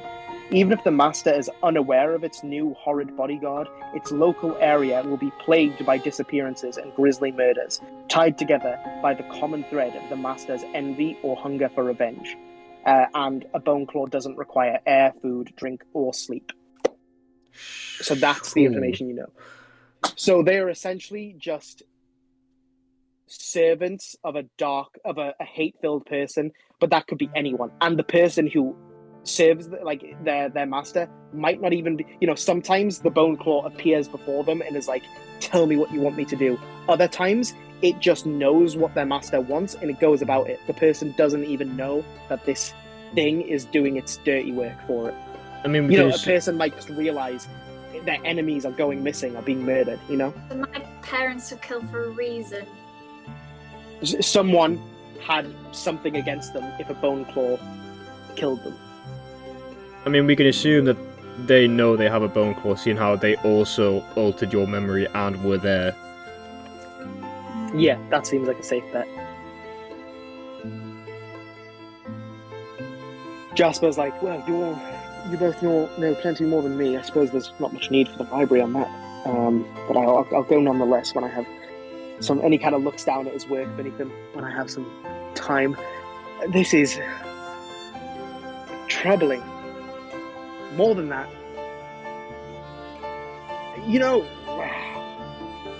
when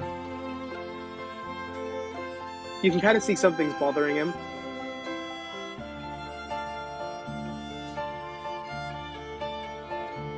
When you cast that spell, I just found out that someone I bedded many years ago cast Modify Memory on me and stole something they promised me they didn't steal. So I'm kind of frustrated about that right now, but there is something much bigger happening, so I'm really trying to focus on that. I'll look into it. What are your plans in Suzail? What are you doing? What's the game? What's the plan? You see he's trying to distract himself. He's like, bleh, don't want to think about that right now. Well, we were actually on our way to home yet anyway. Lovely here. Maybe not under the best of circumstances. We're gonna have to talk about that. I don't know if we should do that anymore. Just out of, I don't know if we should do that anymore. If you're thinking of the same thing I'm thinking of, I don't know what he's on about. Is it to do with a dead friend's promise we made? Oh no, don't do that. Wait, what? I'm so confused. Oh wait, do we have a different thing? You promised Fleur. doppelganger friend that you would kill Eleanor. Yeah. Oh, so we're actually... Oh no, that. we're not doing that. That's what I'm saying. I think we should I was gonna say, rethink no, I was that gonna say one. that. As you kind of have to, you kind of have to jog Anya's memory. Jasper kind of says, "Are you talking about murdering the Herald of Formia?" No. Because that's not. No, we're Okay. not. No, someone Very else. good. Someone else. Oh, we're going to stop. Oh, we're not doing it anymore. You said somebody else. Somebody else wanted you to do it, but you're not going to do it. Oh no, not that. No, we were offered to go. No, we weren't offered. We said we'd do it to someone else, not the one you're thinking of. Like a different person with that name. Okay. Very good. Make a perception check. Well, at least tell the truth. We didn't know it was the Queen when we accepted the job. It's not the Queen. It's also a natural one, so there's no point even checking. He just kind of inspiration. He just Nah, I nods won't. his head and he goes like, you see, he goes like, right. Kind of gives you. Right, I'll open up with you if you open up with me. I have no idea what you mean.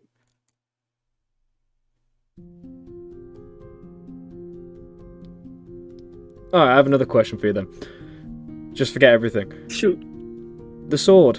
Where's the other one? Or is that what you're busy trying to work out? He kind of like looks down the side of his chair, pulls it up. It's just like the other one. It's a rapier, still in its scabbard, and he kind of pulls the blade out the end of it. And he kind of like, his eyes look to you, Anya. And he's like, "Of course, yes." And he kind of stands up. Anya, you need to come get a sword.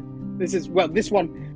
I've already claimed this one. This one was Mother's, but Father's is all yours to take. And he kind of runs over to the sword beneath above the mantle of the fireplace, and he kind of picks it up and brings it towards you. You see, it's a very nice, it's a rapier, much like the one you're used to using, but it's gold and silver and it's got like a nice jewel in its pommel, gold and silver hilt, like floral decorations around it. And as he hands it to you and you pull the blade out of the scabbard a bit, you see the blade is very fine, very sharp, even after probably not being used for quite a while. And you get the sense that it's magical, but you don't know what it does. And he says it's called Silencer. It's Father's, but this one is Mother's. Its name is Lullaby. Perhaps we can swap one day, but I'm not done using it just yet. And he kind of rests it next to the couch, kind of like leaning on the armchair he's in. I'm done yet. No. No. No, buddy.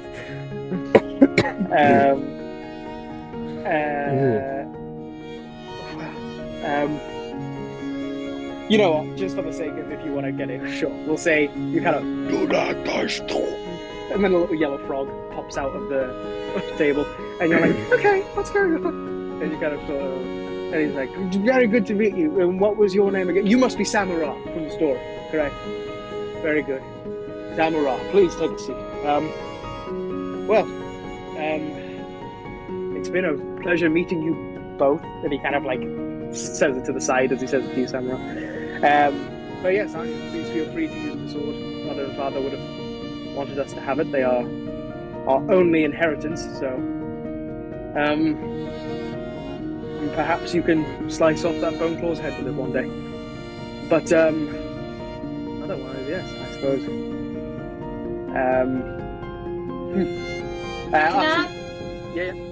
Can I just take him to one side, like privately, and just kind of say something to him? Yeah, sure. So, if you kind of motion with your eye, yeah, Pepper? If I see this happen, I want to purposely turn around so I can't read their lips out of pure curiosity. Because I know I want to purposely. You know you would. Yeah, I know I would, so I purposely turn around and look the opposite direction. Very sure. So Anya, Can I go kind of behind like, Urfa and kind of be like, you know you want to do it. Go on, do it. So Anya, you kind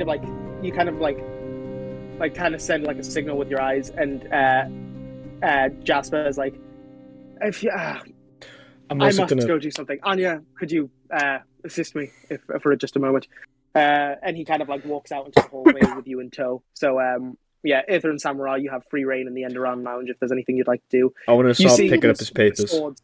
The swords are sitting there as well, but yeah, the papers are all sprawled out. So Anya, you're just outside of the doorway, so you can't see them in the room, but you and Jasper are like now out in the hallway where all the doors to other lounges are. What would you like to say? I'll just say, because I just sensed something a while ago, so I'll just say, you seemed a bit worried when we spoke a while ago. Is anything wrong? You see kind of like an awkward, toothless, lipless smile, like a... No, everything's fine. I'm fine. Jasper, you can tell me. Fine. Everything's so good, you know? Make an insight. Okay, I was going to use something else, but I'll try this first. I'm going to use Fireball. No, she was going to zone of truth. Yeah. What a guess. That's still a good option. I'll do insight and then I'll... Okay. 21. You get the distinct sense he's hiding something, but you don't get the sense it's something bad. You get the sense it's just something he doesn't want to tell you. I'm going to use Zone of Truth. I'm getting this information out.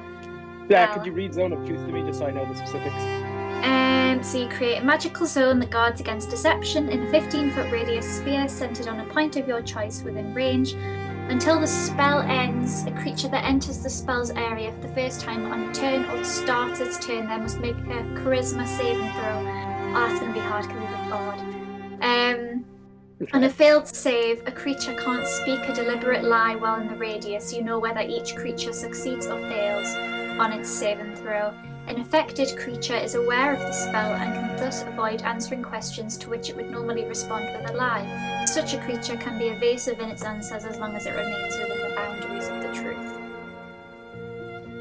So, I like this even more because Zone of Truth is a spell you have from your violin. So, you have to play the violin to do it. So, you kind of like begrudgingly reach for your violin and get the bow and just like one like screech along it as like the magic kind of like this bubble kind of appears around you, and he's like he's like in the corner of a hallway, so he'd have to like physically move you to get past. It's so funny how you got me the violin and now I'm using it against you. Yeah, full circle. So he's like, what are you doing? Let's go back in and have tea with your friends. And he goes to move. Are you gonna ask anything? Because he's like moving out of it now. What? Didn't you have to take a charisma saving throw? Sure, very good. That's a natural 2, plus 6, 8.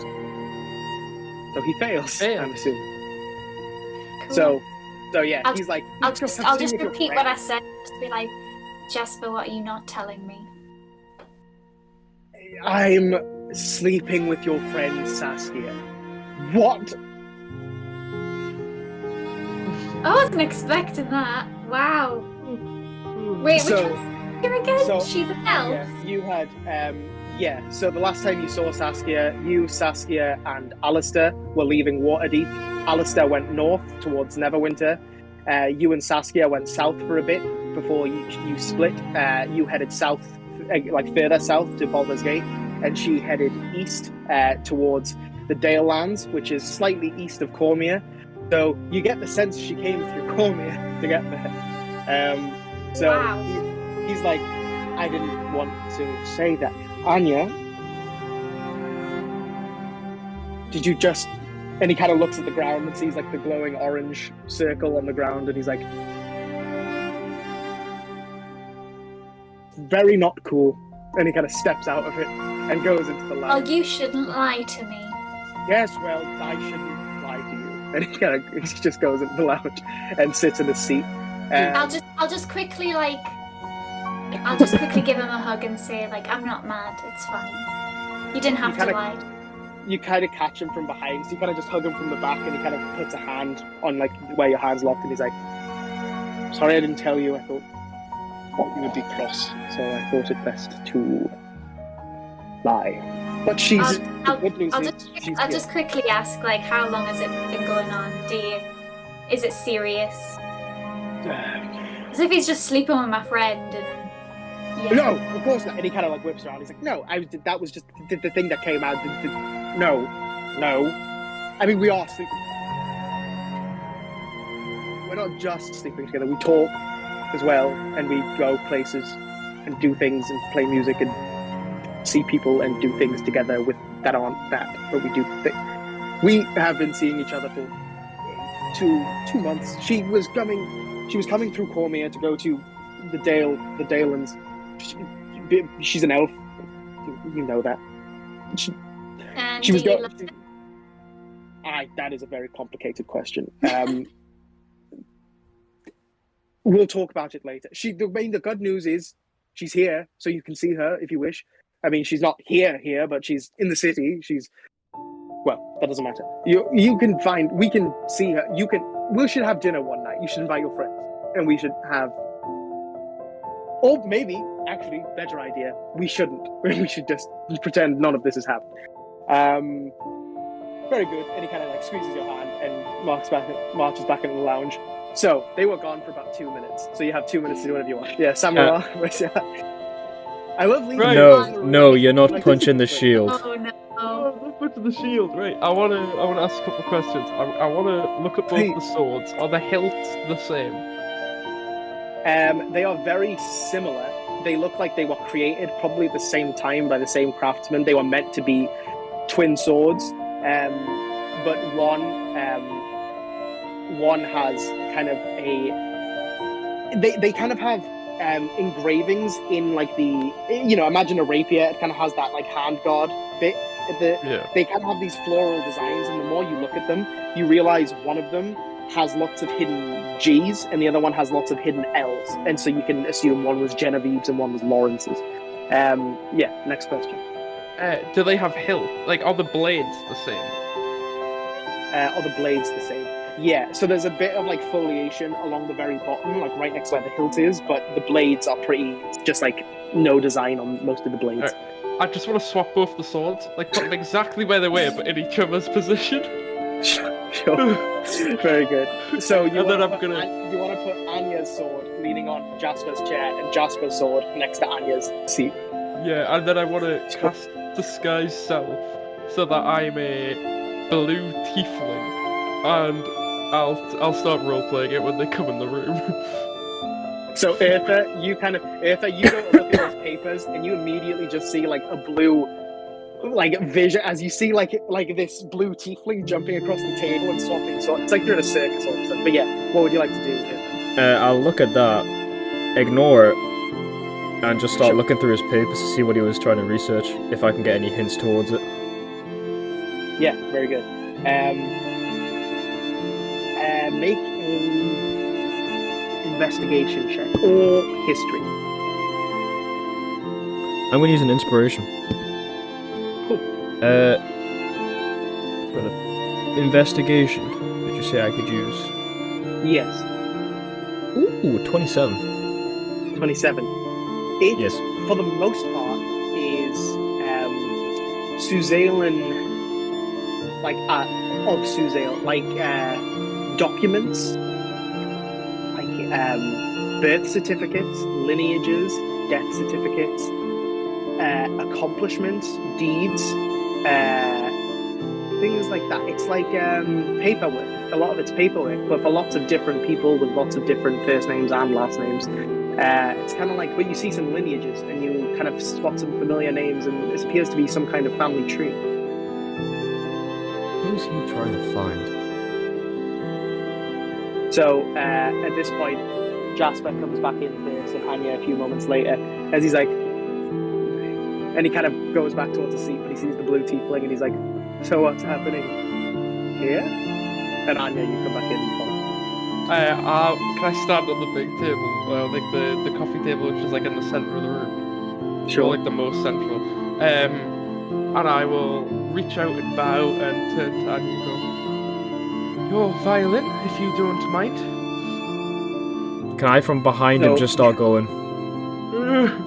So, Anya, imagine it like a camera, like the background is out of focus, but this blue tiefling standing on a table is in focus, and he's like, "Your violin," as he reaches for it, and then like the camera focus changes, and you just see Eartha going.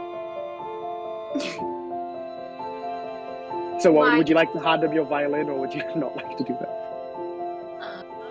I'm scared. Whenever, yeah. I'll just say, what do you need it for? Oh, well, what else can you need a violin for? I intend to sing a song. Do you know how to play violin? How hard can it be? Why don't you jest me? I think that should be a deception check. Oh, what? I didn't lie. Make a check to know that what's happening here. Can I put I want like at the same time they know it's Samara, but I want it to be like a nice posh boy accent. If I gave him the violin, but at the same time I don't want a broken violin. I have a question. The zone of truth, is it centered around Jess? No, I think it's stationary to a point in the ground. Yeah, but Jess can check. Because it's around. Well, the range is 60 just feet. insight check me. 10 minutes, so I've still got zone of truth. If it's 60 feet, it stretches well into this room. I did not realize it was that big. Yeah. Yeah. So it lasts 10 minutes, so it's still coming out. Yeah. So you're all telling the truth. Yeah, I'm telling the truth, you know. Actually, wait, no. Samara and Eartha make charisma saving throws. Fail. pass. So Eartha, you don't feel compelled, but Samara, you do feel compelled to tell the truth. So yeah. Yeah, he just wants to play it, apparently. You have mending, don't you? Well, actually, magic items can't be broken unless they are broken by a magical. So, like a magic sword could smash your magic violin, but like even a normal sword couldn't break it. No, it's not. Really dodgy with it. There's 3 magic swords, and he has a magic rod. Well, if I give him the book, he won't play it with the rod. Jasper, you hear Jasper call out. Jasper's kind of reached into his bag and he's pulled out a little flask and he kind of puts his feet up on another chair and he's like, "Give it to him, I'll buy you another one if he breaks it." And he kind of just begins swinging something in it.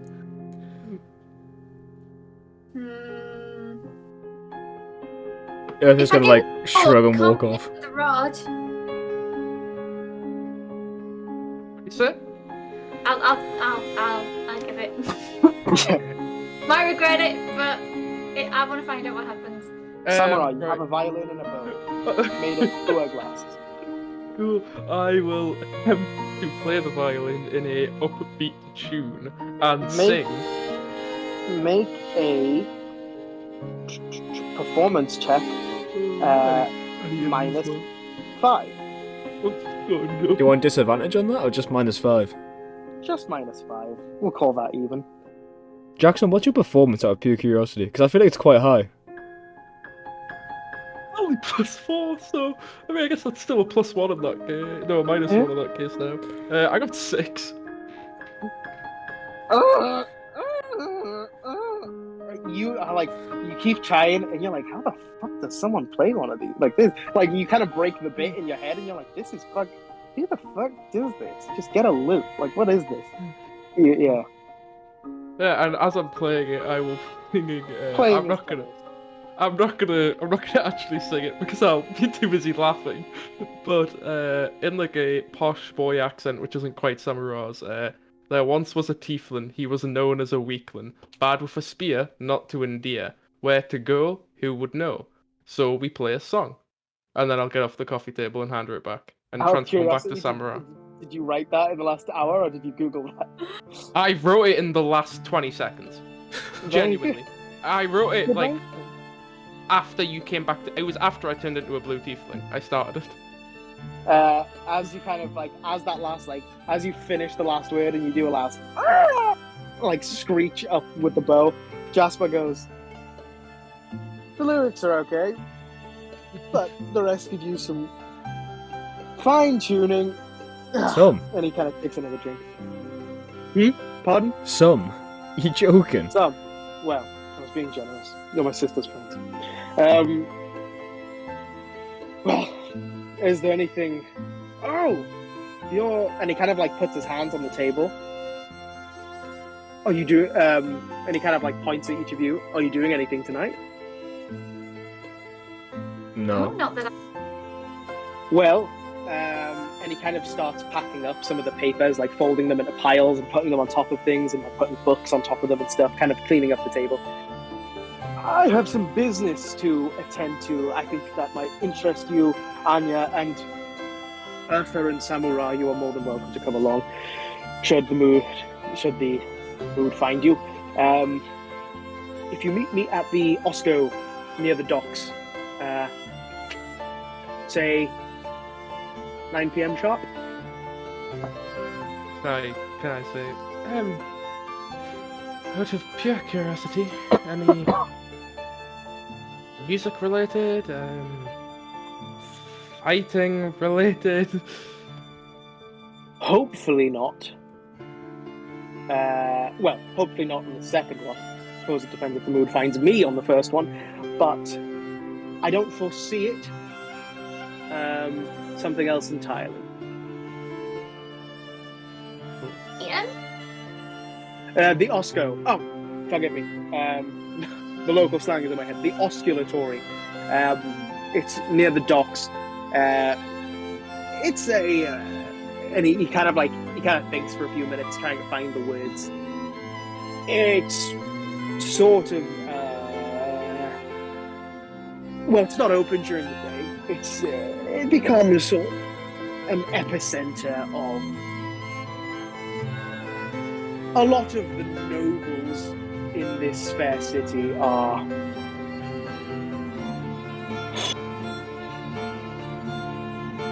and he's kind of like he's trying to think about it, and he's like, it's called a kissing club. A lot of the younger nobles and some of the older ones traveling through Suzail, but even most of the ones in Suzail, they're not really allowed to mix with people unless they have some sort of marriage alliance or something or the other. Think brothel, but there's someone here I need to find, and I know he'll be there tonight, so I'm going to pick him up, hopefully before he gets too invested. So yeah, Jasper kind of motioning to the pile of papers and books, and he's like, I've been investigating and Anya's.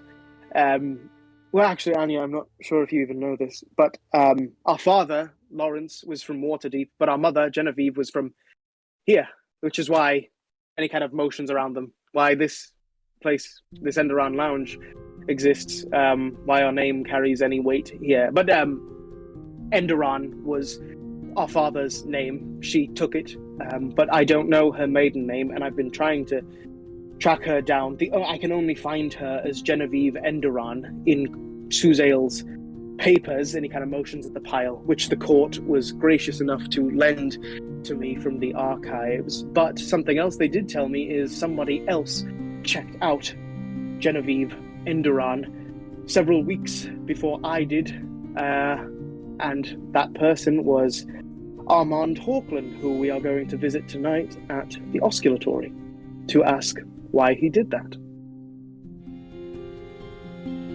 But he's a difficult man to track down, so all I've been told is reliably he often finds himself there. Say again?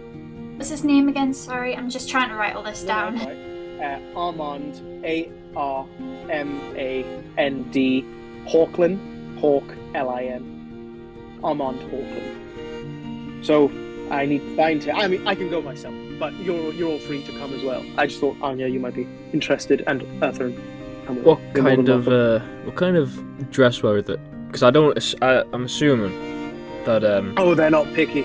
That's Don't alright worry then. about that. It's by the dock. It's not a particular. I mean, nobles go there, but just because there's no other option. it's a seedy place. It's bally, really.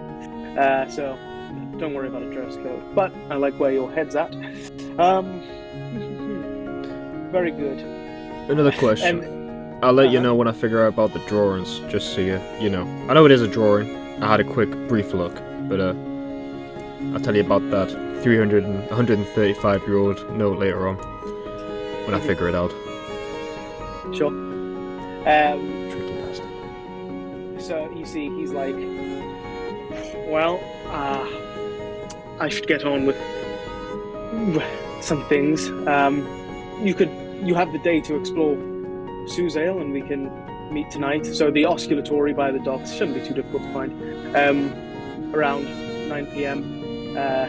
Waiting for you. I'll hold back. If you're not there by 9:30, I'll continue by myself. But yeah, enjoy Suzail. And he kind of stands and kind of picks up his coat and his sword.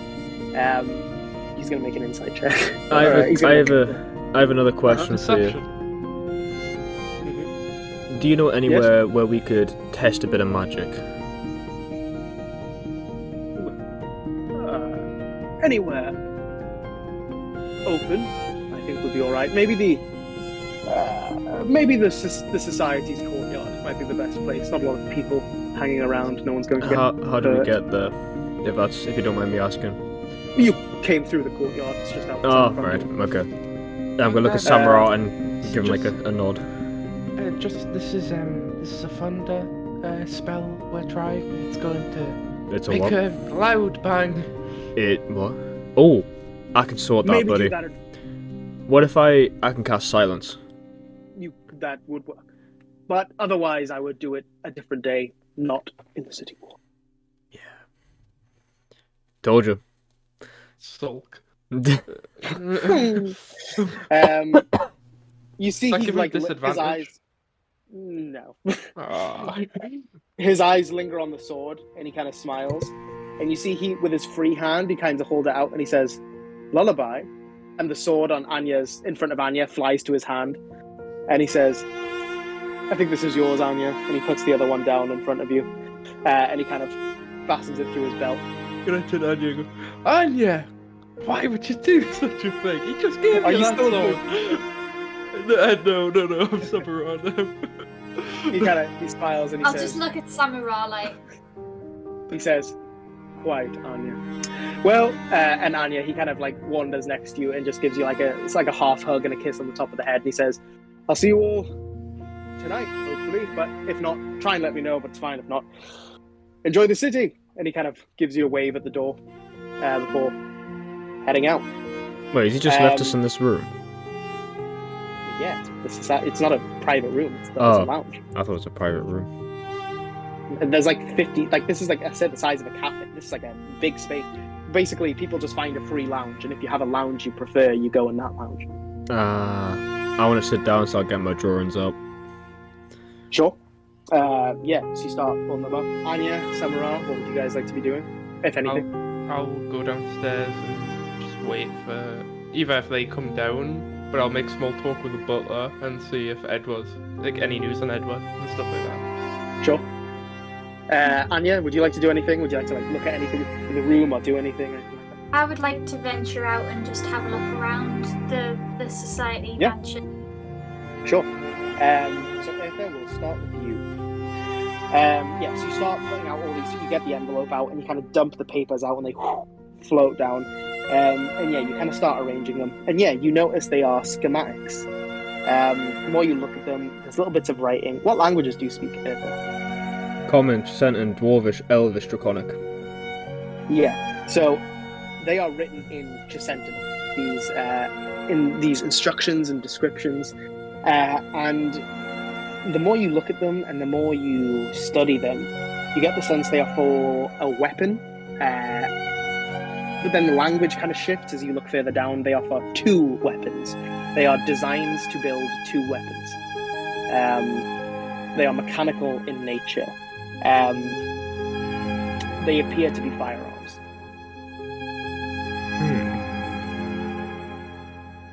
You can see one, a smaller one, is referred to. Apologies. the smaller one is a pistol, a kind of imagine more like a flintlock, kind of like that kind of long-barreled pistol, and the other is a musket. And they kind of have instructions on the materials you would need, the time you should give to doing certain bits, the ways in which you should do certain things, maintenance, upkeep, what to do when they backfire, what to do when they misfire, what to do how to load them with ammunition, how to make the ammunition, how to buy the ammunition, how much such things would cost, speculations on the thing. But maybe it's been 133 years at least since they were written, so you're assuming maybe the prices are correct, but you don't know. But yeah, kind of material cost. It's a how-to on how to build these two weapons essentially. Is there any name of like who made the drawings, who left them, anything like that? Make a investigation check.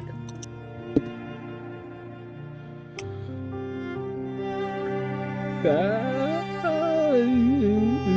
16. 16.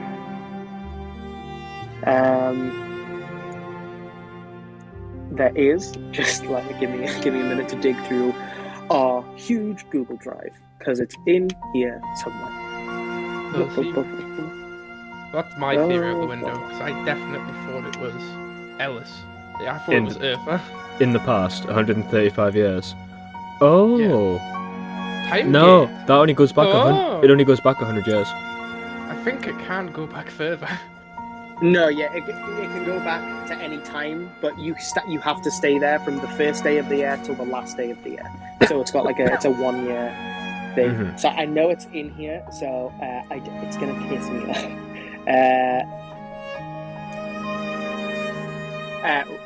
Lord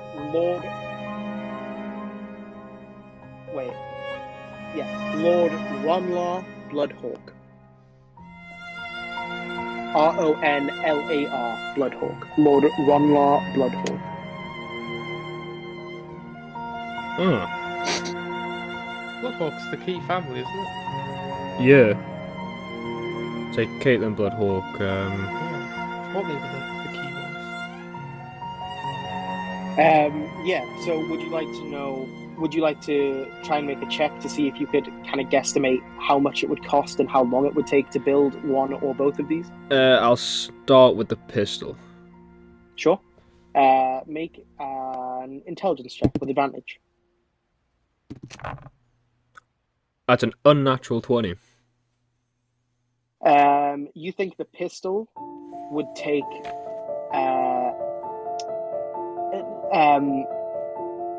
about 300 gold pieces worth of materials and investment to buy the parts, and kind of at least 3 or 4 hours a day for 4 days to build. So you can't just do 24 hours and do it. It has to be a certain amount of time dedicated over 4 days, just to make it kind of fair.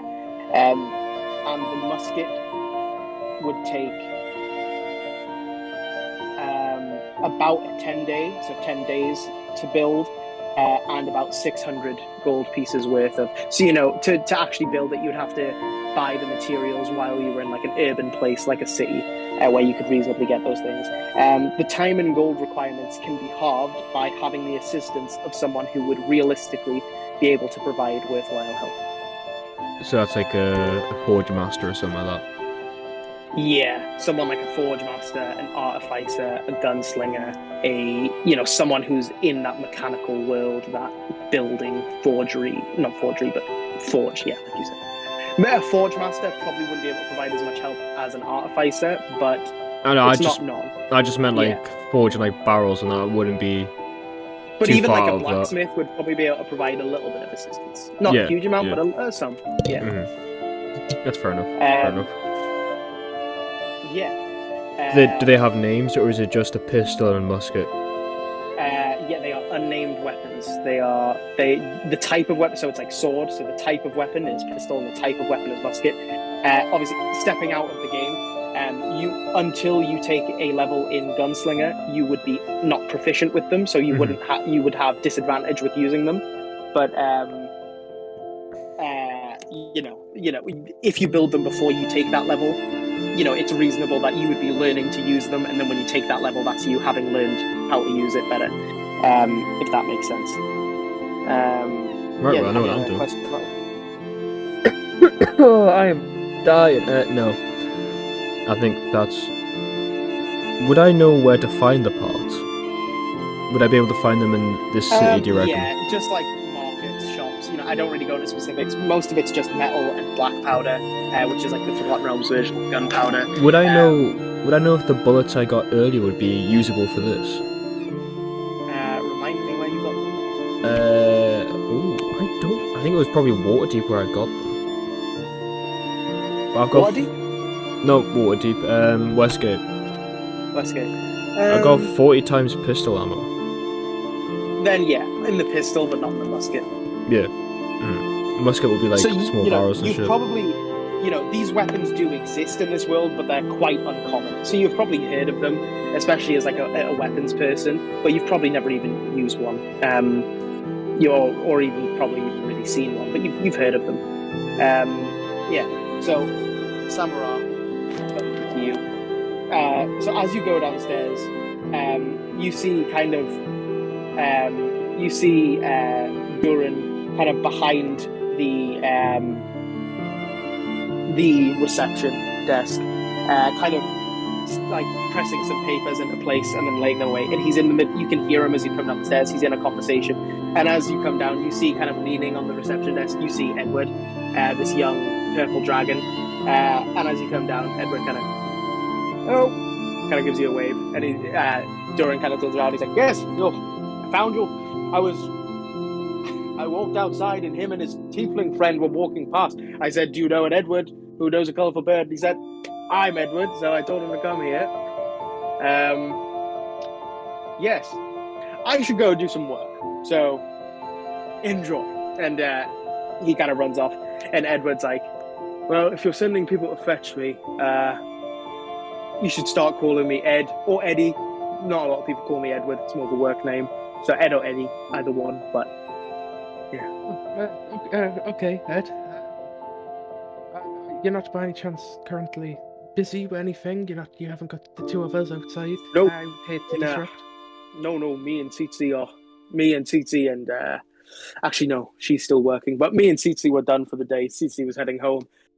I was heading to somewhere to get a drink, but this seemed more interesting, so I came here.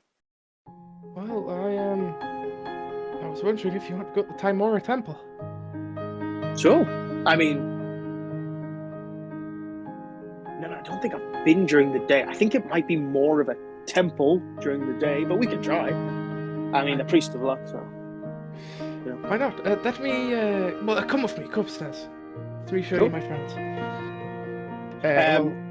Just while that's Anya, remind me what you were doing. I was just exploring the mansion. Yes. So yeah, you see lots of lounges named for different families. I'll say the two rooms that kind of catch your attention the most are the former green room I'd mentioned, this kind of vibrant living dining room covered in flora and kind of buzzing with green and life. And the other is the stalwart library. So this library's walls are brimming with books and scrolls of varying subjects and age. And you kind of heard from Jasper in pieces that this is the largest repository of expeditionary knowledge outside of Candlekeep. So you've been to the biggest library in the world, and now you're in probably the second biggest. But the rest of this space that isn't for books is filled with adventuring memorabilia, so it's almost like half a museum as well. So you kind of walk in and start looking around. A series of portraits depicting 4 of the founding members are detailed on the ceiling, and a 1,000-candle chandelier hangs from there. The candles of which never extinguish thanks to Halruin magic. And you actually met a Halruin mage, Rivelin, who owned Sorcerer's Sundries in Baldur's Gate. He was Halruin. A bronze statue of the Society's 5th founder and first president, Lord Dalmas Rayburton, sits beneath that huge chandelier. But yeah, the rest of the space is books and portraits and museums of adventure memorabilia. Like, this is the grappling hook that the great blah blah blah used in this story we all tell each other, and this is the sword that blah blah blah used in this story. And it's kind of like most of them aren't magical. Most of them are just like, this is something that factors into kind of a story we all tell each other about someone's great adventure. Bits of armor, stuff like that. So you're kind of looking around. And this place is quite busy, like the Enderon Lounge. And as you walked and you popped your head in some of the other lounges, you see like small groups of people gathering here and there. But this place is quite busy. There are quite a lot of people running around. But this is where you see a more magical side of this place. The only member of staff you'd seen up until this room was Durin, the tiefling butler who you'd interacted with. But you can see going up to this library room is a tall room. It's a big space, and you can see flying up to it, almost as high up as the skylights, these dome-like skylights. There are flying monkeys in little vests that kind of fly up and grab books for people and bring them down and like hand them the book and fly off again. And then people going, "Oh, excuse me, could you?" And then they have the flying monkey. And you can see as well shifters, which are kind of like a tiefling is, it's born from human parents who long ago had a devil in their heritage. A shifter is not exactly the same. It's kind of, shifters are born from breeding between lycanthropes and regular people. So a shifter is kind of like a half lycanthrope. So it's like you see people with like bestial features, like half werewolves. Like they can't turn into a werewolf, but they have like claw. They're like human looking, except they have like animalistic faces, and not like, they don't have like a wolf's head, just like their features are kind of wolf-like, and they have almost claws, or they're maybe a bit hairier than usual, or long fingernails, stuff like that. So you see a lot of the staff here appears to be shifters and flying monkeys, and Durin, the butler who you met. They appear to be the most interesting rooms that you visit before, unless you can just shout out if there's anything else you want to do, but then you can make your way back to the Enderon Lounge. Is there any restricted doors? Like, is there any... Make an investigation check.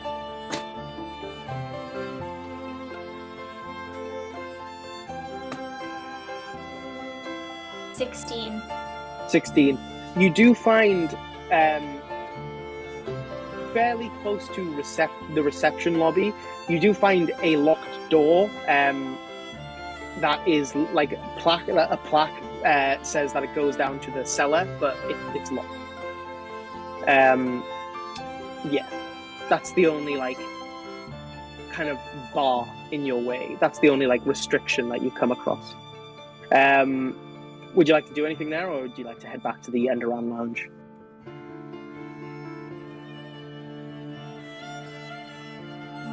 I don't think there'd be anything interesting down there. Sure. Just so you're aware, so as you're kind of waiting around before you move on to the next phase of your day, we can probably say you're taking a short rest so you can attune to your new sword, because it does require attunement. So I can't remember if I explained this to you or not, Jess. Some magic items require attunement, and you can only attune to 3 of those. So I think you have 4 items that require attunement, and you're currently attuned to 3. So if you want to attune to it, you will have to replace one. So I think you have... attuned to? Say again? What am I currently attuned to? Let me check your magic item thing. I think it's the Ring of Heat Metal, your violin, and... I don't think she's attuned to the baton, isn't it? No, I don't think that requires attunement. 2 minutes, let me check the list. Ellis is right. So it's your Furglass violin, your Bard's composing baton, and your Ring of Heat Metal. You also have the Ioun Stone, but you're not currently attuned to it. I'll nick that off you. If you don't want that Ioun Stone, I'll nick it off you, since you can't use it anyways. Yeah, I'll give that to you then, because I've never used it. Out of my personal opinion, actually, it doesn't matter. I was gonna say my personal opinion, but it's your choice, not mine. I'll probably swap. Probably swap the ring of heat metal for the rapier sword. Yeah, sure. Jackson, I've just copied and pasted the Iron Stone into your. Oh my god, I'm breaking everything. Yeah, it's okay. It's fine how it is. I can see it. Thank you. So, sorry, I'm having a complete brain fart. So you are unattuning to the ring of heat metal, yeah? Yeah. Cool. So just because this might take me a while to do, I'll tell you what the sword does. So Silencer, your father's sword, it is a rapier. It requires attunement, but when you roll a natural 20, the target takes an extra 2d6 piercing damage. So already, when you roll a natural 20, you double the damage, but you double the dice damage, and then you add an extra 2d6 piercing damage. So if you roll a natural 20 when you hit something with this rapier, you could be dealing like upwards of like 20 damage with it. So it's the one you used in Jackson's one shot, the one we both used in Jackson's one shot, the vicious rapier. So could you repeat that again? So when you roll a d20... No, when you roll a natural 20... Alright. You do an extra 2d6 piercing damage. But no matter what you do, when you roll a natural 20, you deal double damage. So with this sword, when you roll a natural 20, you do double damage and then 2d6 piercing damage from the magic of the sword. That could just one-shot so many things. If you could you write that down for me? Yeah, it's a magic item. It's on your magic item list. So which bit are you not getting? Because I'll just explain it. No, sorry. It's just I can't write fast, so I'm just. Oh no! You have it on. You know you have a magic item sheet on Google Drive. Yeah. All your magic items are on there. So you don't need to write any of those down. Where do I just forgot the alphabet. Q. I'm gonna P Q R S. There we go. Oh my god. So do I have to put that in my Oh no, I don't have to. Never mind. I'm just asking a stupid question. Let me just do this and then we should be good to go.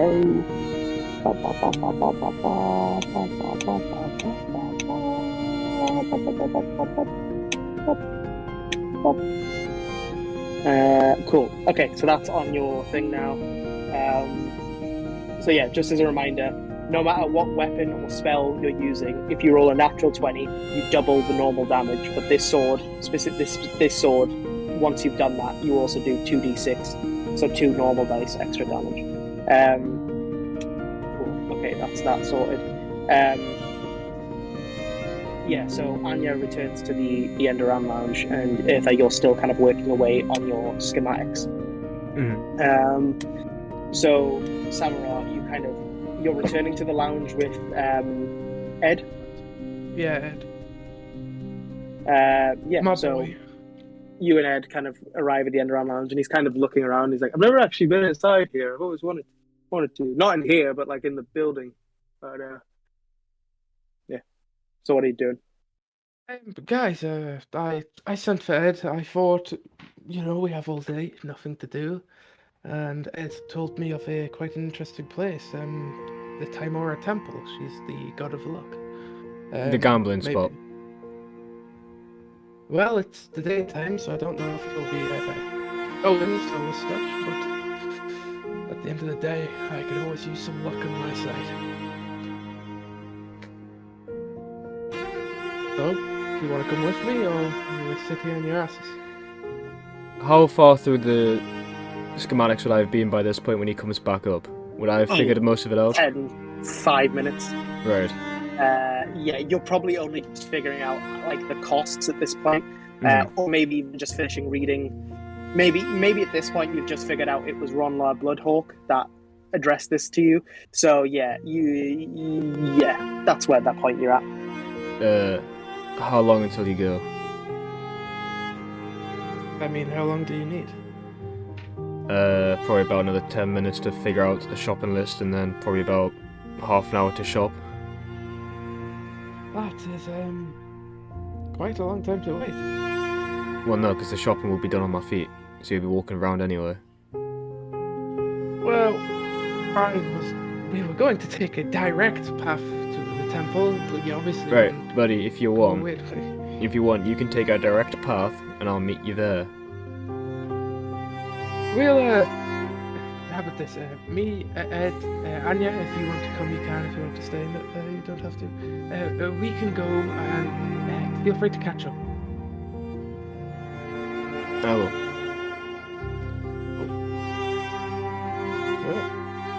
Party splitting. 'Cause Again. I'm going gambling. With what so- money?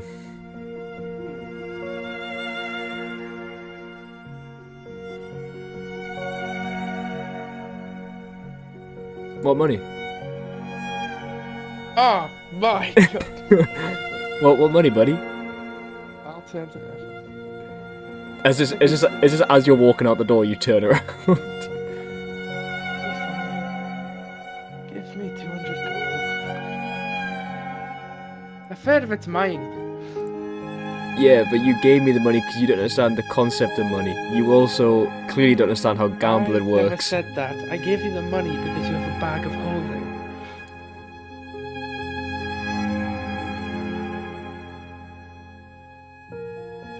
Command. Fuck this guy. What do I have to do to like resist? How do you have command? Wisdom saving throw. Because I have spell scrolls, baby. Oh yeah. Shouldn't have given freedom on that. Just so you know, I am a cleric. Wisdom is my saving. That's fine. So what do I have to be? What have you got? 26. Okay, so he beats it. Okay, so then I cast hideous. yeah. I cast So hideous Samara laughter. Samara points at you and says like this otherworldly voice goes like "Goof," and you're just like, no. I couldn't deal with you. Then I Oh. cast hideous laughter because fuck this guy. What do I have to do with that one? I think it's another wisdom saving throw. Does an unnatural 20 succeed? I'll turn to Jess and I'll turn to Anya. Could you just fucking hit him? I said I will cut a deal with you. All right. I'll give you 100 gold, and if you can double it, I'll give you the rest for another day. Why would I don't. The point of the bag of holding is that so I don't have to carry it because it's not heavy. Why But would I- I want it afterwards? So that you can go gamble more. Just get it off you later, but I wouldn't get you off then. Give me 150. Stop being a dick. I'll give him 150 out of pure shame, knowing that that's money we're never getting back.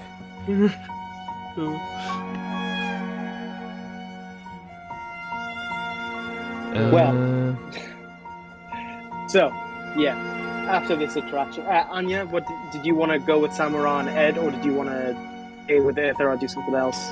It's up to you. I die. Or you could go and try and, you could do anything in the city. You could go and try and find Jasper if you wanted to, or, you could follow up on the stuff about Eleanor, the herald. Anything you want, really. But, yeah, or you could just wait for tonight. Up to you. Oh my god, blood. Well, my friend is in Cormier. That Saskia girl. So is she? Mhm. So I could cast send in her mask. Yeah. Yes. Yeah, I'll do that. I'll cast send in to Saskia. Sure. I'll just say, hey, I'm in. It's Suzale, isn't it? Yeah. Yeah, I'm in Suzale. Came here to see Jasper. Heard that you're in town.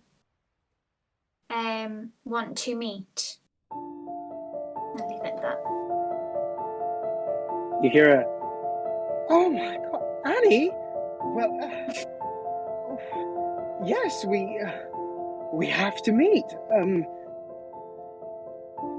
You hear like muffling, like Where are you? Are you free now? Wait. How does this? And it just kind of cuts off. You hear another sending comes through. Yes. Okay. You can. You know how it works. We should meet. I'm just finishing up something, and I can meet you right away. I'll just say, at the society for what was it? Something adventurous. Society for Stalwart Adventurers. Yes. So, at the society for Stalwart Adventurers. I'm available now. As long as I'm back before 9. Where can I meet you? Another sending comes through. Meet me in 20 minutes near the entrance to the Royal Gardens. Beautiful there. I don't know if you've been, but you can't miss it. It's where the largest topiary trees go down the path. You'll be able to find it. Just walk along the promenade to the entry and it cuts off.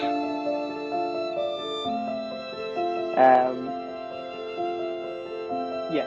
So, Anya, you can do that if you like, while the others go about their day.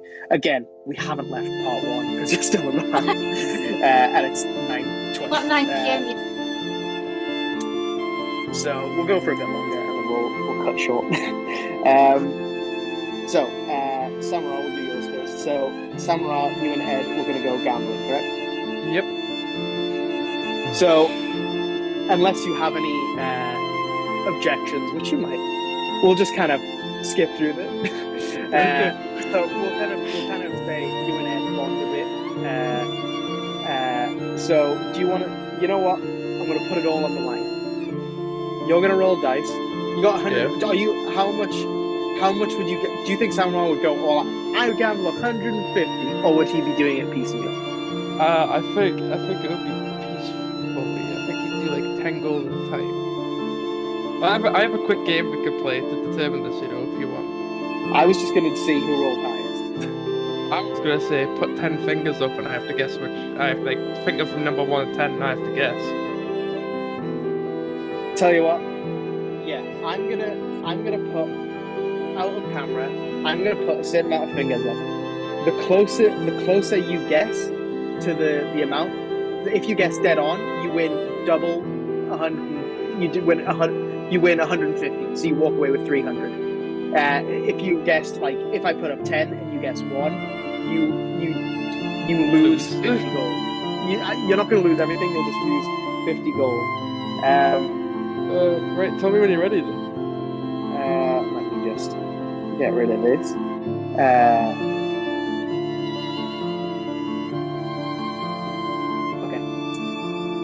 Okay. 7. That's how do you? The 7's my favorite number, so I feel like an idiot. But So before you even did your fingers. So Ed, the whole thing being like, it really seems like your friend wouldn't like it if you did that, and then you go like this with this priest who's like you're playing dice with.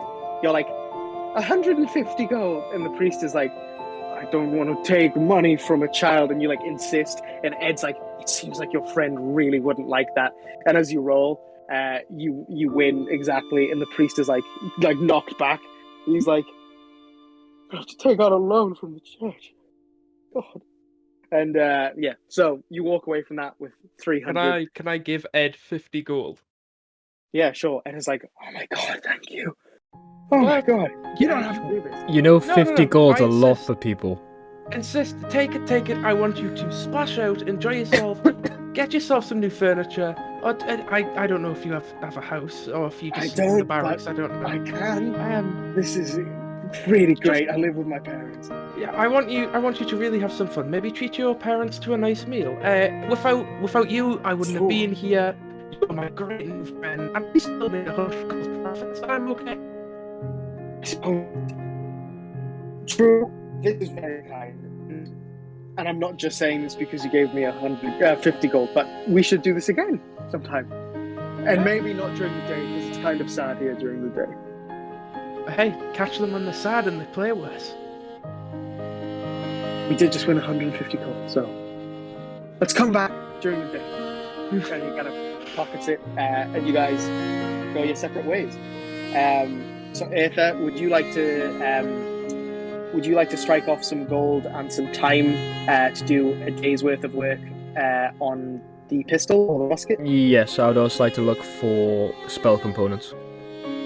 Sure. So just cross off the amount of money you need to do all that. You can pay for all the gun components if you like. Yeah, so how many hours would I get? You probably spend just however much time you have not walking around and shopping during the day. So that's not the actual hours. It's just that you devote some time to doing it for at least 4 days on each day. So, yeah. Anya, kind of wandering the promenade, you kind of see, and this strikes you as typical Saskia. You remember, like, Saskia is very beautiful. She's half elven. Her father was human, and her mother was a full elf, or is rather. They're, to your knowledge, they're still alive. But Saskia was gifted with being very beautiful, and at school, she's very much the popular girl that everyone had a crush on, and she's aware of that. She's aware that she has that effect on people, and her hair is like blonde, flowing. Her like pointed ears are pointing out of the hair. She has like these intricate braids, and she's wearing this long white dress that trails onto the ground. And she has like this deep V cut that like exposes like the center part of a torso as it goes down to a kind of pelvis. And she looks very much like, even she kind of puts on, from your memory, puts on this attitude of like, oh, people are looking at me. But like she's very well aware of it. Like she does it on purpose. She kind of likes the attention of it. But she also just plays to her strengths. And yeah, so she's wearing like this silvery blonde, this silvery white dress that kind of sparkles in the sun. Yeah, like cut down the middle, kind of exposing some of herself. And with some like gold bangles here and there, some gold and silver ornamentation in her hair. And yeah, these intricate braids, and just as beautiful as you remember her, as irritating as that might be in some cases. And yeah, she doesn't seem to have clocked you, but she's kind of clutching her like coat, and she's kind of like waiting by one of these tall topiary trees, kind of eagerly looking in either direction, seemingly waiting for you as you kind of see her off down the way. I'll just run up to her and just give her a quick and say hello. Yeah, you do that typical thing, where like two girls that went to school together to see each other, and they're like, ah, and they hug. She kind of like turns to see you, and she's very much like, this is the kind of person that peaks in high school, but they're kind of fresh out of high school, so they haven't realized like they thought it all ends after high school. They kind of like, she's still very young and all of her features that make her popular are still very much there. So she's very giddy and things like that. And she embraces you very deeply. And she kind of pulls you back. And she's like, oh, it's been ages since we left Waterdeep. And she kind of pushes some of her like glistening blonde hair behind one of her pointed ears. She's like, oh my, we must go get food. There is a lovely bakery down the way. We should go there. How long are you in Suzail for, darling? I'm not actually sure. It's just where me and my friends are. I thought you were going to Baldur's Gate. Oh, went there a long time ago. Oh, good. I heard I'm not there anymore. I hear it's disgusting. But I've heard at least it's not Westgate. That's what they say. So we should we'll go to the bakery. We can talk on the way. And you... So you can see people on the street, like looking at her. You can see she's very much always the center of attention, and this is kind of how you remember her from school as well. Yeah. So you approach this bakery. Is there anything specific you'd like to talk to about? Well, actually, at one point, while you're in the bakery, she kind of buys a tray of these very lovely designed cakes, small muffins and different cakes and cream filled and jam filled and custards, and she seems to be pretty well off, and she's splashing it. And she's anything that you think looks interesting or nice, she buys very quickly, and she's like, you notice her playing with a specific jewel in her hair, like it's a little like a golden hairpin that she's playing with quite a lot.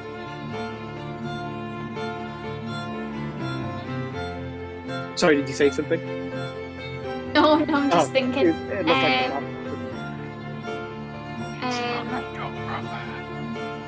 I know. I'm going to mention that.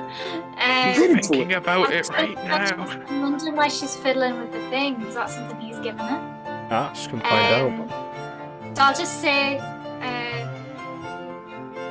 oh, that's a pretty win. Where'd you get it from? She kind of like stops and her eyes kind of glance at you, and she's like, "Oh well, my friend gave it to me. It's a lovely present. Do you like it?" And she kind of like rips it out, and her hair kind of falls into a mess at the back. And she's like, "You should have it. You should have it. It should be. It would look beautiful on you." And you can see immediately, having brought up the hairpin, she's like a bit. And you can tell she wants you to take it. She's like trying, and you knowing what you know, you get the sense she's trying to buy you off. She's like, "This would look so good on you. Oh my god, you should have it." And she like puts it on the table in front of you. Like, you should try it. If your friend bought you it, they'd want you to keep it, wouldn't they? Well, I'm sure it's not one of a kind. I'm sure she can find me another. And you see, she smiles in a way. She's like, "I fucking saved that." Like, just by saying she's like, I did that. Like, I'm so good. And she's like, I'm just gonna switch the conversation. Sure. She just kind of goes, "Oh, how's your love life?" She kind of has half a cake in her mouth. Can you still hear me? Yeah. Okay, one of my AirPods died, so I'm just gonna take them out.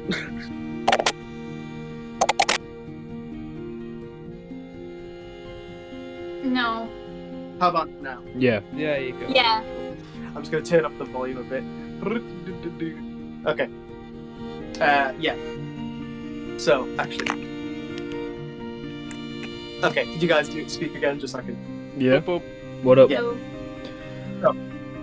She's kind of like half cake, and then she kind of stops and like she kind of like bites into it, and the cherry from the top kind of falls onto the table, and she's like, "Oh, I don't really go in for that sort of thing. Yeah, I don't. So how was Baldur's Gate? Must have been colourful at the very least." Saskia, I know that you're sleeping with my brother. "You have a brother?"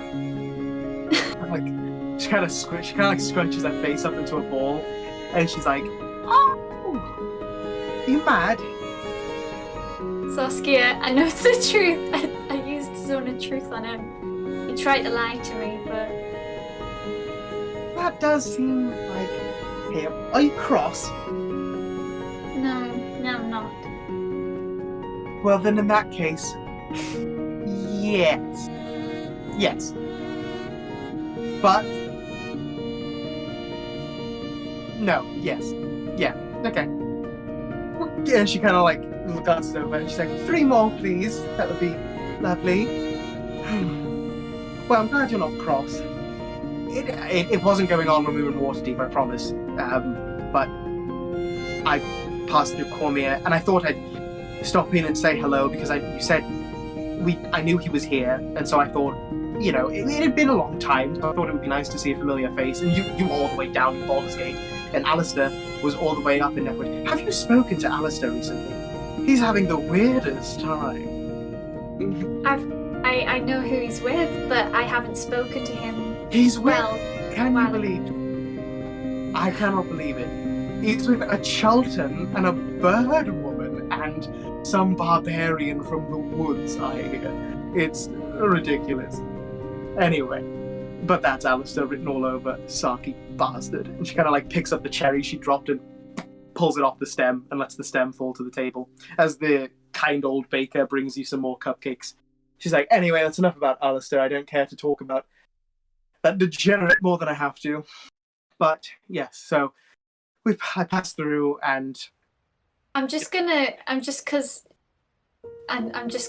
she seems like the very flirty type and she likes to break a lot of hearts. So I'll just say to her, don't hurt my brother. Not in a threatening way, just kind of like please don't, like.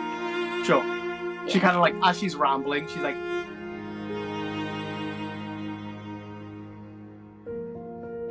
and she kind of like thinks for a moment.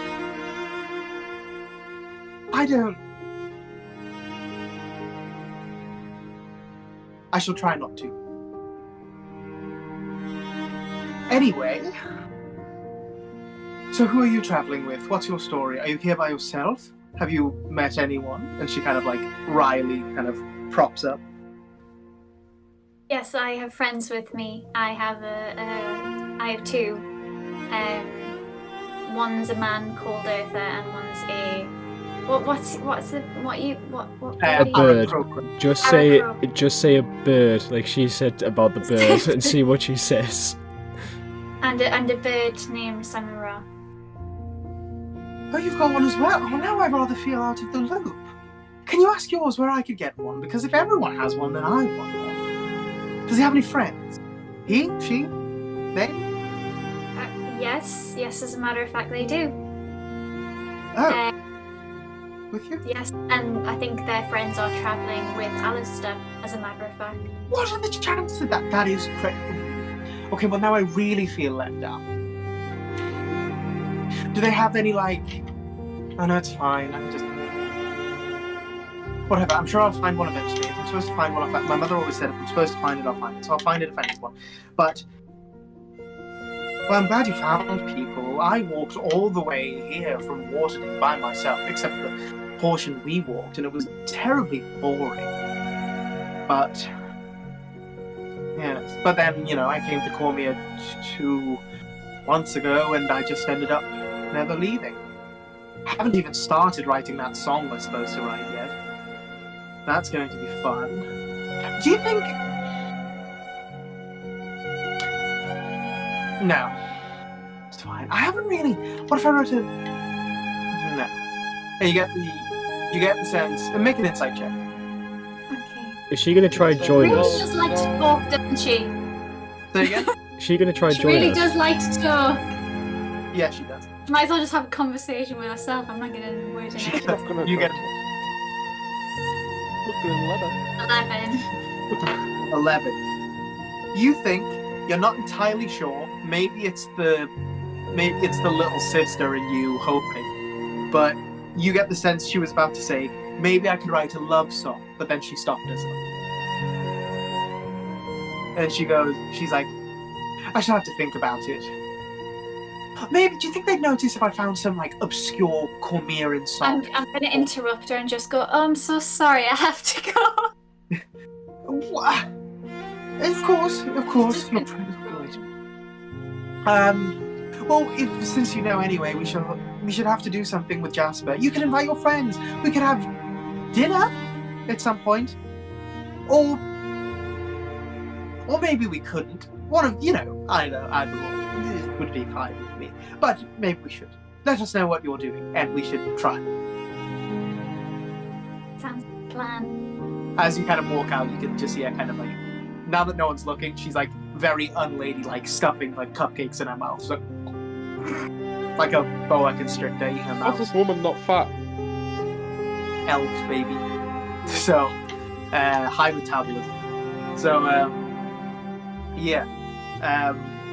if you go about your day.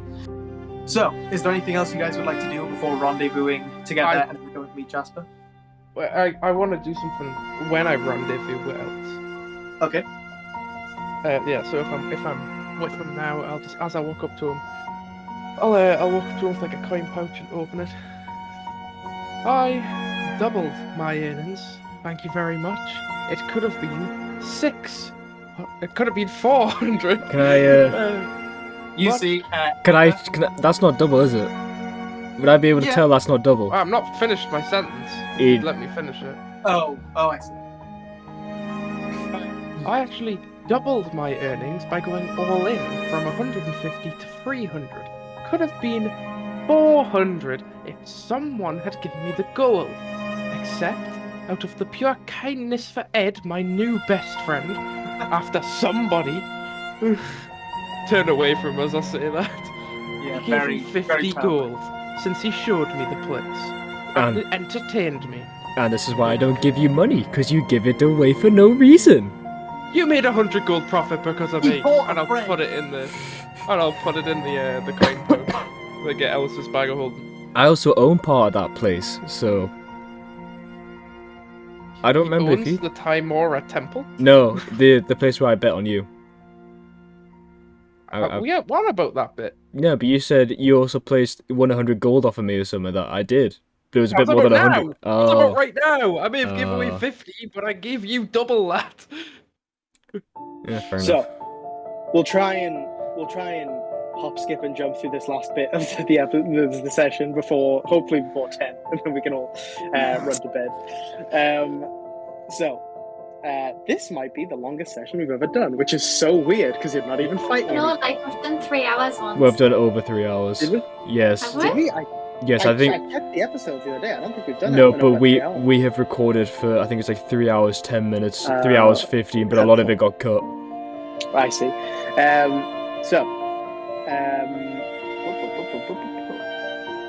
Okay.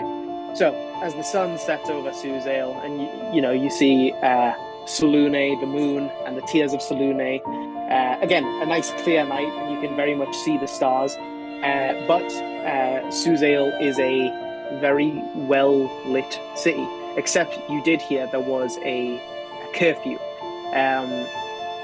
You find it's pretty easy to avoid guards because people are still, as long as you don't look super suspicious, they're not going to be like, "Why are you out?" Because it's a pretty trusting place, and as long as you don't look super shady, and so you guys kind of avoid patrols where necessary, and kind of move your way into the so-called dark streets where this osculatory, this kissing club is, and you find Jasper eventually, where he kind of waves you over.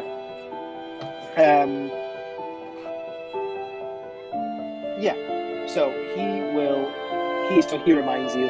So we're looking for Armand Hawkland. He should be inside. And you see it's a fairly nondescript building, but you can see some kind of what's very clearly a male, for lack of a better word, prostitute, fake flirting with a kind of drunk female aristocrat. Not too young, not too old, kind of middle-aged, but and not quite beautiful. But this night boy is bigging her up, so he'll get a bigger paycheck.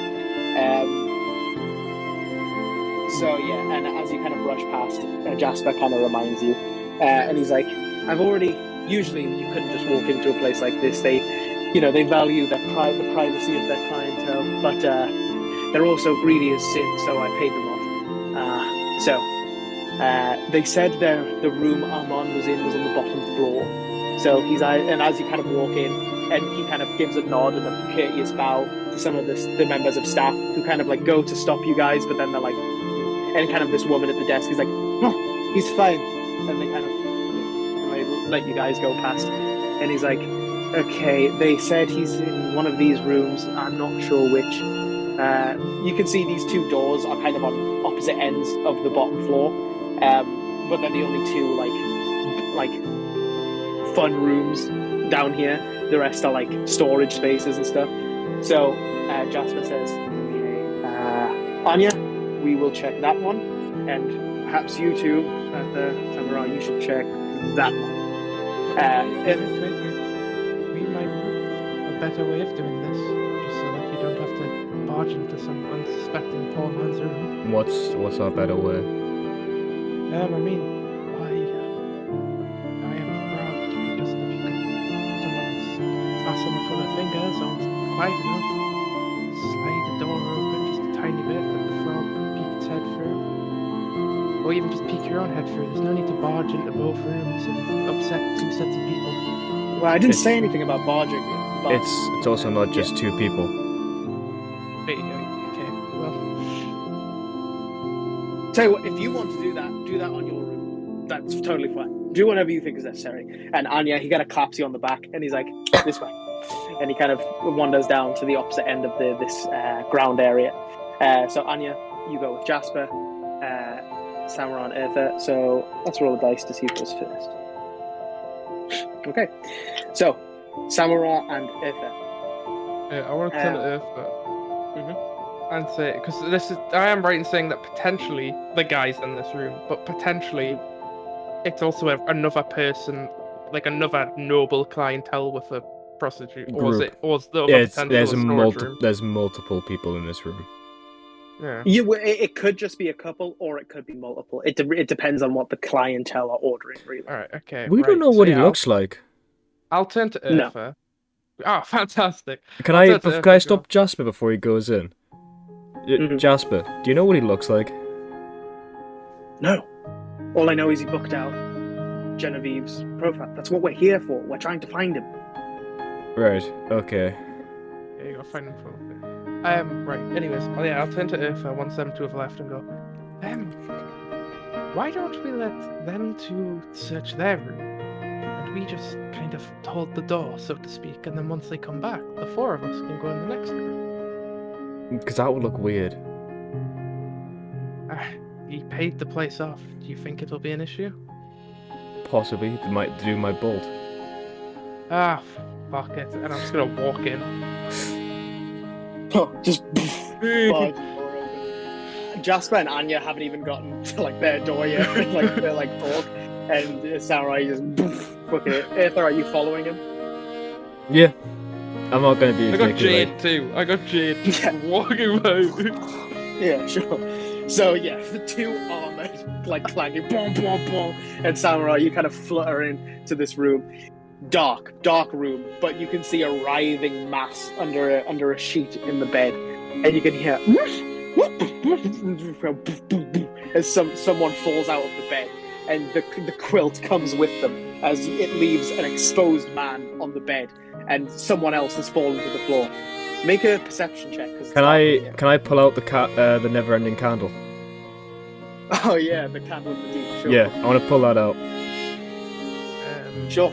Make a perception check with advantage then. I mean, 15. If I'm using sight, which I presume I may be, it's 21 total. 29.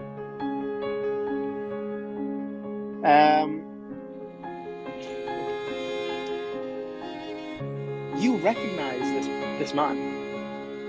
Oh, no, you've met before. Key guy. So, oh no, Samara, you recognize this person, but you've never seen them. You've seen a depiction of them. Eartha, you've seen his face before, and in fact, it was in a very similar circumstance as this. As this man kind of goes, "What is? Are you kidding me? What is this? Are you? Who are you?" Can I put my finger up and go? A female form, kind of wrapped in a quilt, kind of like gets up onto the side of the bed, and she goes, "Oh my God, it's him! What are we going to do?" And he kind of stands up, and he's got a cushion in front of his crotch, and he goes, "What is the meaning of this?" And he kind of reaches for it. He picks up like a bit of ornamentation from the side of the bed, and he like holds it, and he's like, "Who are you? This is no coincidence." Actually, this is a coincidence. However, this is perfect. It's not. Is it? Yeah, I have a request. Have I not shown you enough? Yeah, but see, I have a problem back in Baldur's Gate, and if you deal with it, I'll forget everything. And then I have another question after that, but that question comes later. First question.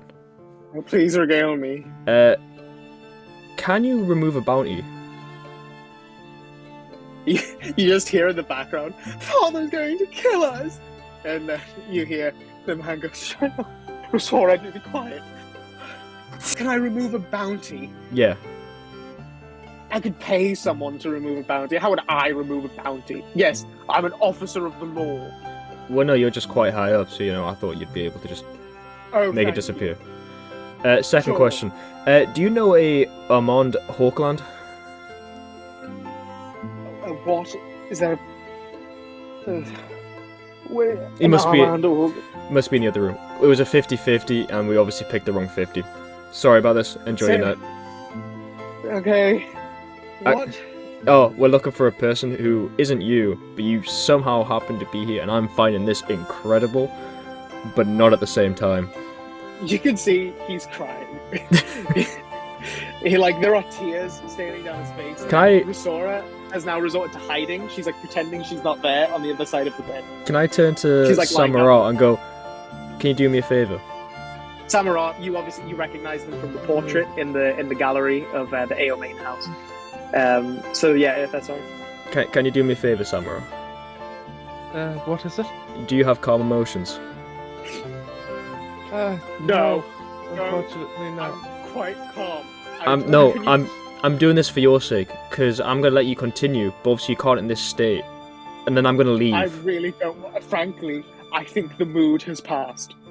Calm emotions might help that, though. I'm trying to help you here, buddy. Everyone, has trouble at some point. I really don't want your help. If I'm perfectly frank. Can I walk up to him and just say, I'm really sorry. We really didn't mean to. Quickly, just push my hand onto his shoulder and cast Shocking Grasp. No, don't. I'm trying to make this better. What are you doing? It's a 16. What are you doing? That hits. Right, and then I'm going to choose him to be undamaged by the effect. Cool, because he isn't noble. He doesn't have a lot of hit points. So as he kind of jolts with an electric shock, my god! I'll give him another tap on the shoulder and go, that should put some jolly in your step, and I'll walk away. I have to Google something that I've never wanted to Google. Can I just kind of stand there exactly what I'm trying to do. I'm trying to give the man an erection by electrocuting his fucking body. Wow. I never expected to do this in D&D. No wonder people call it distant dwarfs. Wow. Yeah, you give him a boner. Wow. Can I? So you reach your talent hand out, and his hair, his already messy hair, stands on end, and you see he grips the cushion harder around, he's like, "Thank you. Now, I will talk to someone when I am back in Baldur's Gate about your back. Wait, I don't know your name. Don't worry about it. Without your name. I'm gonna just start leaving, pushing Samara and the armor out the room. Let's just go out the room first. No, I've got something I need to do. Please. I've got command. I'm gonna cast command. Okay. But give us a second. As I walk past Urfa, I'll just stop and look and go, I can't believe I got to meet the incest twins. I didn't think I'd ever get to see them. I know, now shush. I know, no, shush. You hear Rosora, who's the sister. Oh, just to describe them again. So, Trentella, who's the guy, very tall, very skinny, kind of messy hair, just a mustache, no stubble, just a mustache.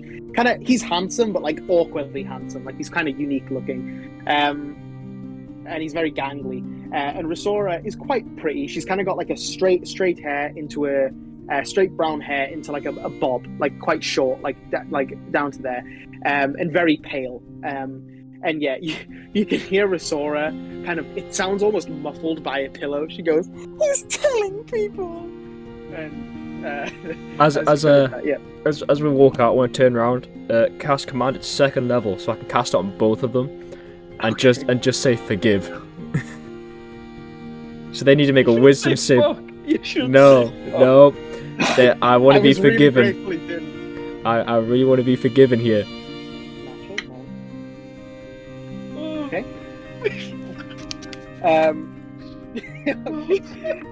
You hear Rosora goes, "I forgive you," and Trentella goes, "What are you talking about? Get out! Please. please, Yes, please. I'm getting. He's I was. almost jumping like a child mean, who needs to go to the toilet. I was like- saying that as I was like closing the door. I was like casting it Sure. as I was turning around to Jasper. Wrong room. You hear they're at the other end of the room, and Jasper just goes from down the hallway. You hear mild crying from inside the room. Okay, Anya and Jasper. Jasper kind of picks the lock very quickly. Yeah, kind of gets out his lock-picking equipment and pushes the door open slightly, trying to be stealthy.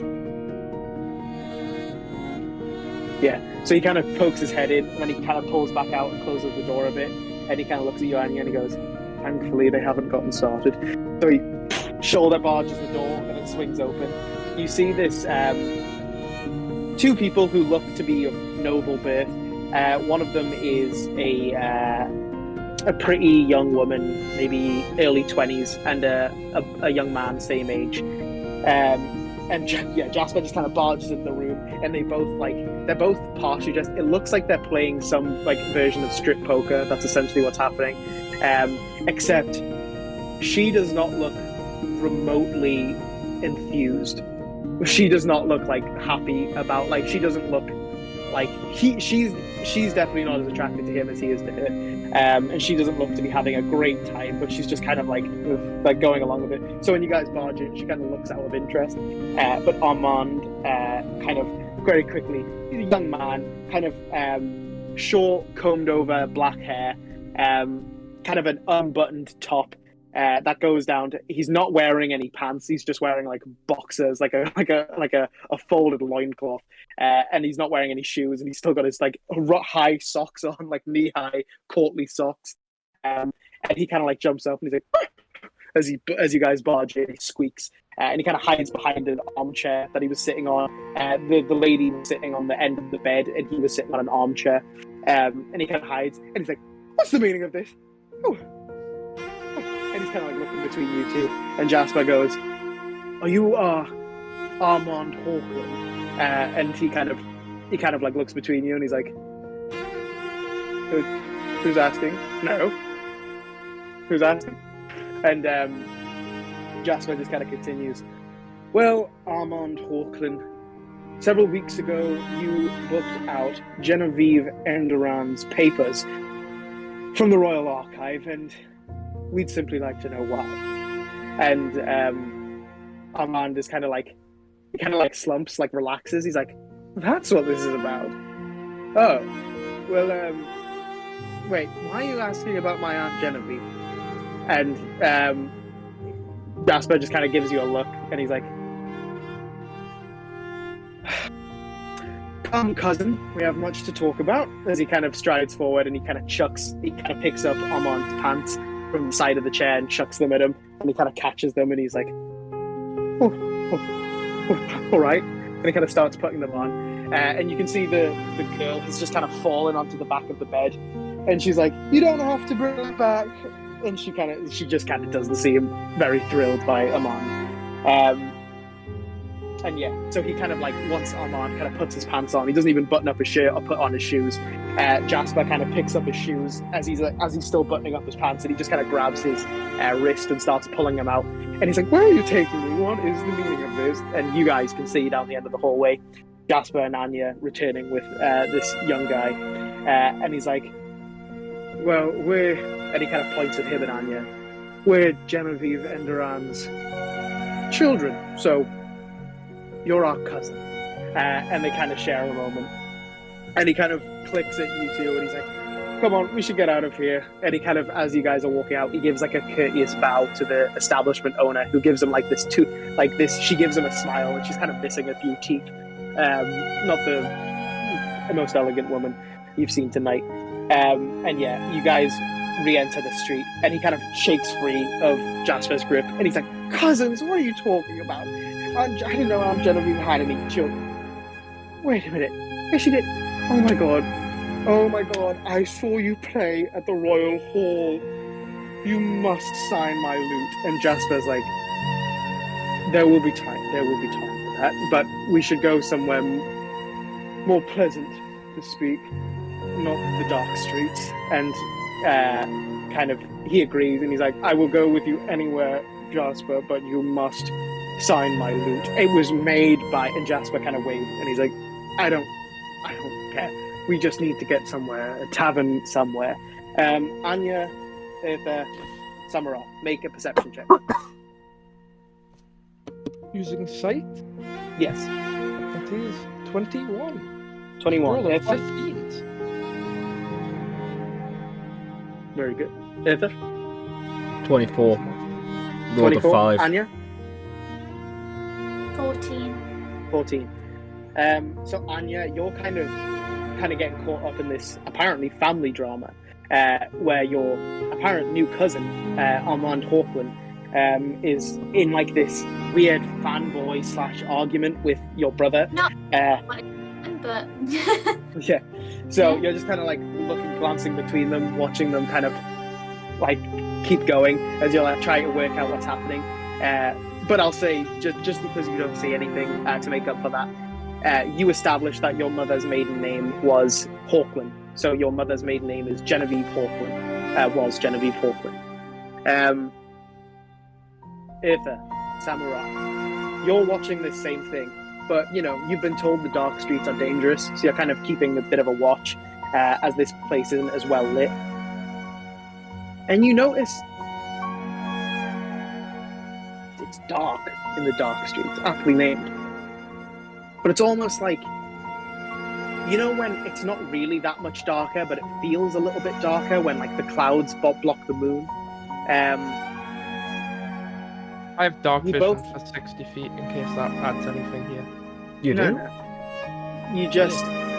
You kind of, Earth and Samara, almost in synchronization, you both look up towards the moon, to Salune and her tears, and you see it is currently blocked. Standing on a rooftop, its head almost, those like old Christian paintings where the halos are like golden circles behind the head? Imagine that, but with the moon. You see what could only be this bone claw Anya had described to you, standing on the rooftop, its horrible grin stretching to its huge, and this thing is large. It's like two people standing on shoulders, and its head almost blocking the moon as it frames behind it, and the asteroids kind of filter out behind it, and you can just hear the faint filtering down from the rooftop as you see this almost skeletal but huge, and its giant claws bend out to the either side of it as it kind of, you see it, you hear and you see its claws kind of scratch the slate of the rooftops, and some tiles of the rooftops fall to the ground and smash along the floor. We'll pick up there next week.